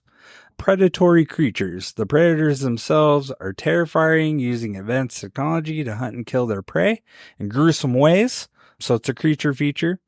And then survival horror. The movie centers around a group of people trying to survive against the seemingly insurmountable odds, a common theme in horror. But then you have heavy action, sci-fi, and thriller. But overall, with all this blended, it has horror roots. Oh. Mic drop. Mic drop. What do we do? What do we segment into? Should we talk about ratings and then we'll bring in Vienna's review corner? Sure. What? Well, first question. Favorite kill. Well, Who would you be? Yeah, what character Oh my god. would you be? I don't know. I don't have anything in common with any of them. I'll be an alien dog. I'm You'd be a hound? kidding. No. I don't know what I would see myself as. Like probably Isabel. Isabel, you like that Because one? she was trying to stand up for herself, but also have empathy for the others. Yeah. We can't leave them. We gotta help them. I'm always telling you, Richard, be nice. I know. I'm more of a Royce, I can tell. Alpha dog, what's up? I know, you're like, Ah. raging. Hey, you don't get kicked out of yokes for nothing, okay? Oh my God, let's not. Surprise. It's not as bad as you guys think. No. But it was for a good cause. But no, yeah, I see that. But what was your favorite kill? My favorite kill, I don't know. Probably Stan's when his spine got ripped out of him. Oh, yeah. He was just a trashy human. Yeah, I like Nolan. I mean, they were all supposed to be trashy, but you hear more coming out of his mouth. Yeah. And stuff that I was like, ugh. I like Nolan's. He was badass when he just exploded. It was pretty cool. But then I liked the Predator getting its head cut off and it slowly falls back. Okay. I thought that was really cool too. But yeah, what would you rate this movie? I would rate it a 4. You give it a 4? Yeah. It's that high for you? It's solid. Okay. Yeah, I mean, I'm right there with you. Honestly, for what it is, it leaves a little bit more to be desired. I wish they would have had more elements of the aliens and different types of aliens on the planet. But again, that'd be a 3-hour movie, so I understand. But they could have done so much more, Are you got kidding more me? There's creative. fucking King Kong. Huh? I said there's King Kong movies that are 3.5 I hours. know, and I could have watched this for longer. I wish it Really? didn't stop. It was one of those movies. So honestly, that being said, I think I give it a 3.5 just because they could have done so much more. Dang. Okay. Yeah, I give it a 3.5. I think this is the first time you've had something ranked higher. than No. me. Oh, then you, yes. Yeah. Well, no, Critters 3, I rank that like a 1.5. Oh, yeah. But no, I give this one a 3.5, and I enjoy it. This was a very enjoyable movie. So, yeah. Yeah. Do we have Sorry. anything else before Vienna's review corner? I don't think so. And we'll cover Rotten Tomatoes and stuff after that. Okay, got it. I got your structure, sir. Sorry. Okay, do you want to do this with her? Camille's. Oh. Are you ready? To rumble. Bum, bum, bum, bum, Ready to bum, rumble. bum, bum, bum. Is that from wrestling? Boxing. Oh, Let's boxing. get ready to rumble. Or UFC Corner. fighting. On this corner. Here you go. Here's a mic. From. Without further ado, here is Vienna and her review corner. Where do you? They're trying to figure out their lives. Sorry, I wasn't ready. I was watching crackheads on Insta Reels. Oh my gosh. Anything interesting in the Insta real world? You know, crackheads, like I said. Whoa. Yeah. Those are strong words, man. Car crashes, Cool. drive-bys. What are you watching on No, your it's phone? online. I was like, what are you doing with your life right now? It's just sharks and Hello Kitty. That's all. I've been seeing a lot of Hello Kitty come through the last couple Yeah. days. Yeah. Yeah. How are you today, Camille's? I'm good. You're good? Yeah. Did you watch this movie? Kinda. Kind of. Yeah. What did you think about from what you saw? It's pretty okay. That's it? How come you didn't watch the whole movie? I was distracted. Oh, with Insta Reels? No. No. Okay. Did you catch any kills that you liked that you would rate your favorite kills? Not really. Okay. Like I saw the kills, like some of them, but I don't know. I have This is to not see your cup of soup. a tea. Cup of soup. I thought it was cup of tea. Cup of tea. I don't know. Soup, tea, whatever you're craving in the winter season. Both. Both. You don't like this type of action, horror, sci-fi movies? I guess. It's not like my go-to, but yeah. Okay. What reviews did you find? I found Truly the worst film I've seen in a while. Sorry. Everyone is miscast and used completely wrong. Paced atrociously slow and with zero substance. Fast forwarded to the end after that piece of shit Goggins made those horrible rape jokes. But even the final battle was so boring. Just a slightly in shape Oscar winner running around without a shirt on. This is maybe like one of 5 movies that I've ever seen that feels like just pure depression, like Haunted in a way. 1 star. Whoa! What movie was this person watching? I don't know. I just slipped up so much.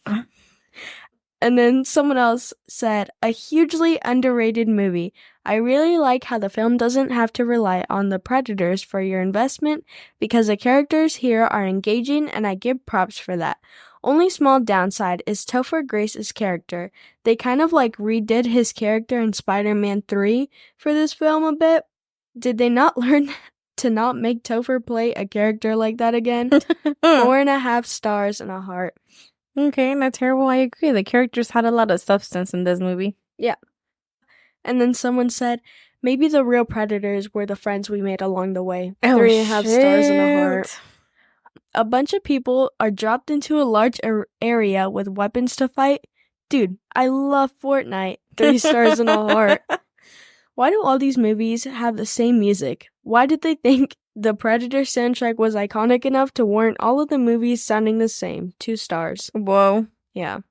Cool premise, uninspired execution. Definitely directed by a real Nimrod. 2 star. What an insult. No, just kidding. Lots of weird casting choices, but okay. They're gonna have weird stars. casting choices? Yeah. I like the cast for I it. like the cast too. Brody, bless your heart for trying, but that voice just ain't doing you any favors. 2 stars. Whoa. It was a little deep. Yeah, he's trying to be like all mysterious. He was like really gruff. He was like, don't follow me. It was weird.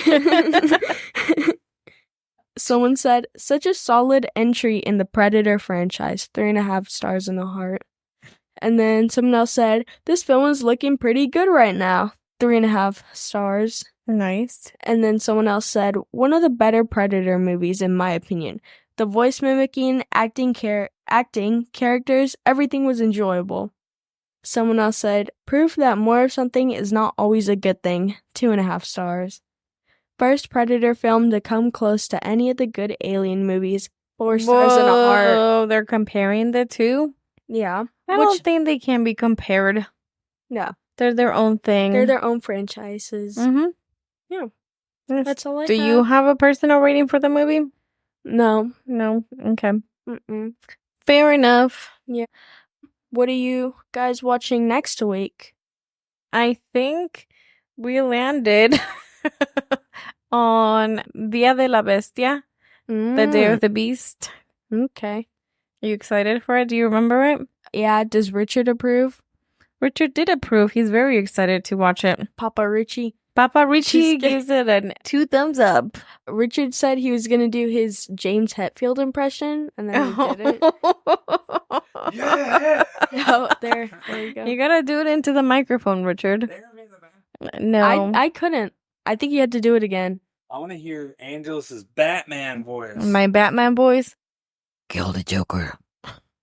I am justice. Kill the I am Predator. the law. I can't do it. Oh, just kidding. All right. All right. Well, thank you so much for your splendid reviews, Camille's. Yes, yes. Enjoy the Insta Reels, the gram. Say hi Yeah. to your fans. Who? Your followers. Okay. Bye. Bye. Richard, how was your break? Man, it was great. That was real riveting stuff. Was it real riveting? Yep. Had me People on the edge of my like seat. the movie. Had me on the edge of my seat. That was crazy. People didn't like the movie. Some people really, really hated it. I know. I was hearing some. It was kind of depressing. Thanks, was. Vienna's review corner. Jeez. You don't have to go dark. So, what was? Do you have Rotten Tomatoes? I have Rotten Tomatoes. IMDb, I have- Google. Like Google. Let's work the rounds. Let's see what it was rated. Let's see what the critics say. Let's see what the overall audience says. IMDb rated it 6.4 out of 10. Good. Rotten Tomatoes 65%. Good. Metacritic's 51, but Google users 81%. It's good, man. People like it. Awesome. Overall, yes, they do. So I think we align pretty close to that. Yeah. So we're doing The Day of the Beast next week. I think that'll be fun. That'll be our second foreign film. Should have came a lot sooner. We apologize, guys. Terrified was such a hit. This one, hopefully this one is. It's an older one. It was made in the 90s, but fucking it rocks. We put this on. It was on Shudder, one of those like Shudder live feeds. And we ended up sitting down. I was watching it for a little bit. I remember Perfecto was behind me and he's like, "What the hell is this?" And he walked away. And then I remember you sitting down and then you just started watching it and we're giggling the whole way through. I didn't get the humor a whole lot of it, but there were some funny parts I understood, but I didn't understand the movie like you explained to me yesterday. Oh. So it makes more sense. I've never heard of this movie before. I'm excited, dude. But don't scare away from it, you guys. Check out foreign films. They're surprisingly good sometimes. Yeah, Spanish. In other languages too. Because this one was shot in Spain, right? This one was, it was shot in Spain. There was some criticism when it came out because of the date that it was released. So I think that kind of like cast a shadow over the movie. So not a ton of people heard of it. But yeah, Dia de la Bestia is a comedy horror. And I think you guys will like it. Yeah, I'm excited. Whoop, whoop. All right, guys. Also, by the time this episode comes out, this Monday, it'll be episode 18. Yep, episode 18 on the 29th. So starting Thursday the 1st, we have a giveaway that'll be on our social media. I'm sure we'll post it on TikTok and Instagram. Please participate. If you remember the last episode, we're giving away a signed script from the original cast of Friday the 13th, VHS of Friday the 13th, Part 7 New Blood, VHS classic, and then to top it off, it is Jason Voorhees' picture of Kane Hodder on fire on the first Friday the 13th Part 7, the first time he played the role of Jason, and it's signed by him, Kane Hodder. So we're giving away this package to a lucky winner who participates. And how you participate, I think we're going to do, what was it? Like the post, follow or Horror Cinema Obsession socials, and then comment, tag a person. You were talking about additional if tags, you take any additional entries. Yeah, so each additional tag you tag someone counts as an entry. So your odds increase the more people you tag for it. So I think this is cool. I hope you guys like this giveaway. I kind of nerded out. I was excited about it. Angeles was pumped. She's like, "Oh my God." I kind of broke the bank on it, but you know what? It's worth it. Again, we're trying to celebrate you guys and show appreciation for. I was excited to touch something Kane Hodder touched. I was like, "Oh, the picture. The Holy Grail, baby." But we just want to show appreciation. I mean, 3,000 downloads in 3 months. That's fucking unreal. And then 1,000+ followers in that 3 months. Like, I feel like we're doing pretty good. I don't know if that's like monstrous numbers by any means, but for our goals, I was not expecting the 3,000 downloads right off the bat like that. I thought it was going to take a couple of years, to be honest with you. I'm surprised even one person listens to us. If you guys like the podcast, don't forget to follow and rate our podcast wherever you're listening. So ratings do help us. So if you rate us on Apple or wherever you can, like Spotify's a big one. I heard it goes a long way. You don't have to. We're not trying to push it, but it really does help us, and it shows us a barometer of how we're doing. So please tell us if you like it or not. Yeah, give us, and also reach out to us. Let us know if you want us to do something. Yeah, we had someone reach out about requesting a movie. Yeah, which we're gonna hear, I think, in a couple episodes we'll do. I think after this one, we'll cover Halloween 2007, Rob Zombie. Yeah. Directed. So it was requested by a listener, and we definitely want to do it. So I think it'll be fun. Angeles, I don't think you've ever seen it. No. Hell yeah, dude. It's going to be fun. Hell he yeah. eats dogs in that one. Yum. But do you have anything else? That's it. Thanks for listening, guys. Okay. Arizona, we love you. Arizona, that's our new demographic, baby. We tapped into the market and then it pollinated into Texas too. So we're huge down there. I know. There's more downloads in this month. In our own backyard in Washington. What the hell's up, dude? I came out. That was one of the biggest things. I came out to my work. I'm like, yep, I got a podcast. You came out to your work. I did. I was sweating bullets. I was like, oh, no, man. Everybody's going to know I hear my thoughts. But no, it was good. Nice. Everybody cool. But yeah, shout out Arizona, Texas. You guys are awesome. Much love, much love. Hasta la gosi. Bye. Thanks for listening to Horror Cinema Obsession. We hope you had as much fun as we did. If so, help spread the word by leaving a rating and review wherever you listen to podcasts. And join us next time for another episode of Horror Cinema Obsession.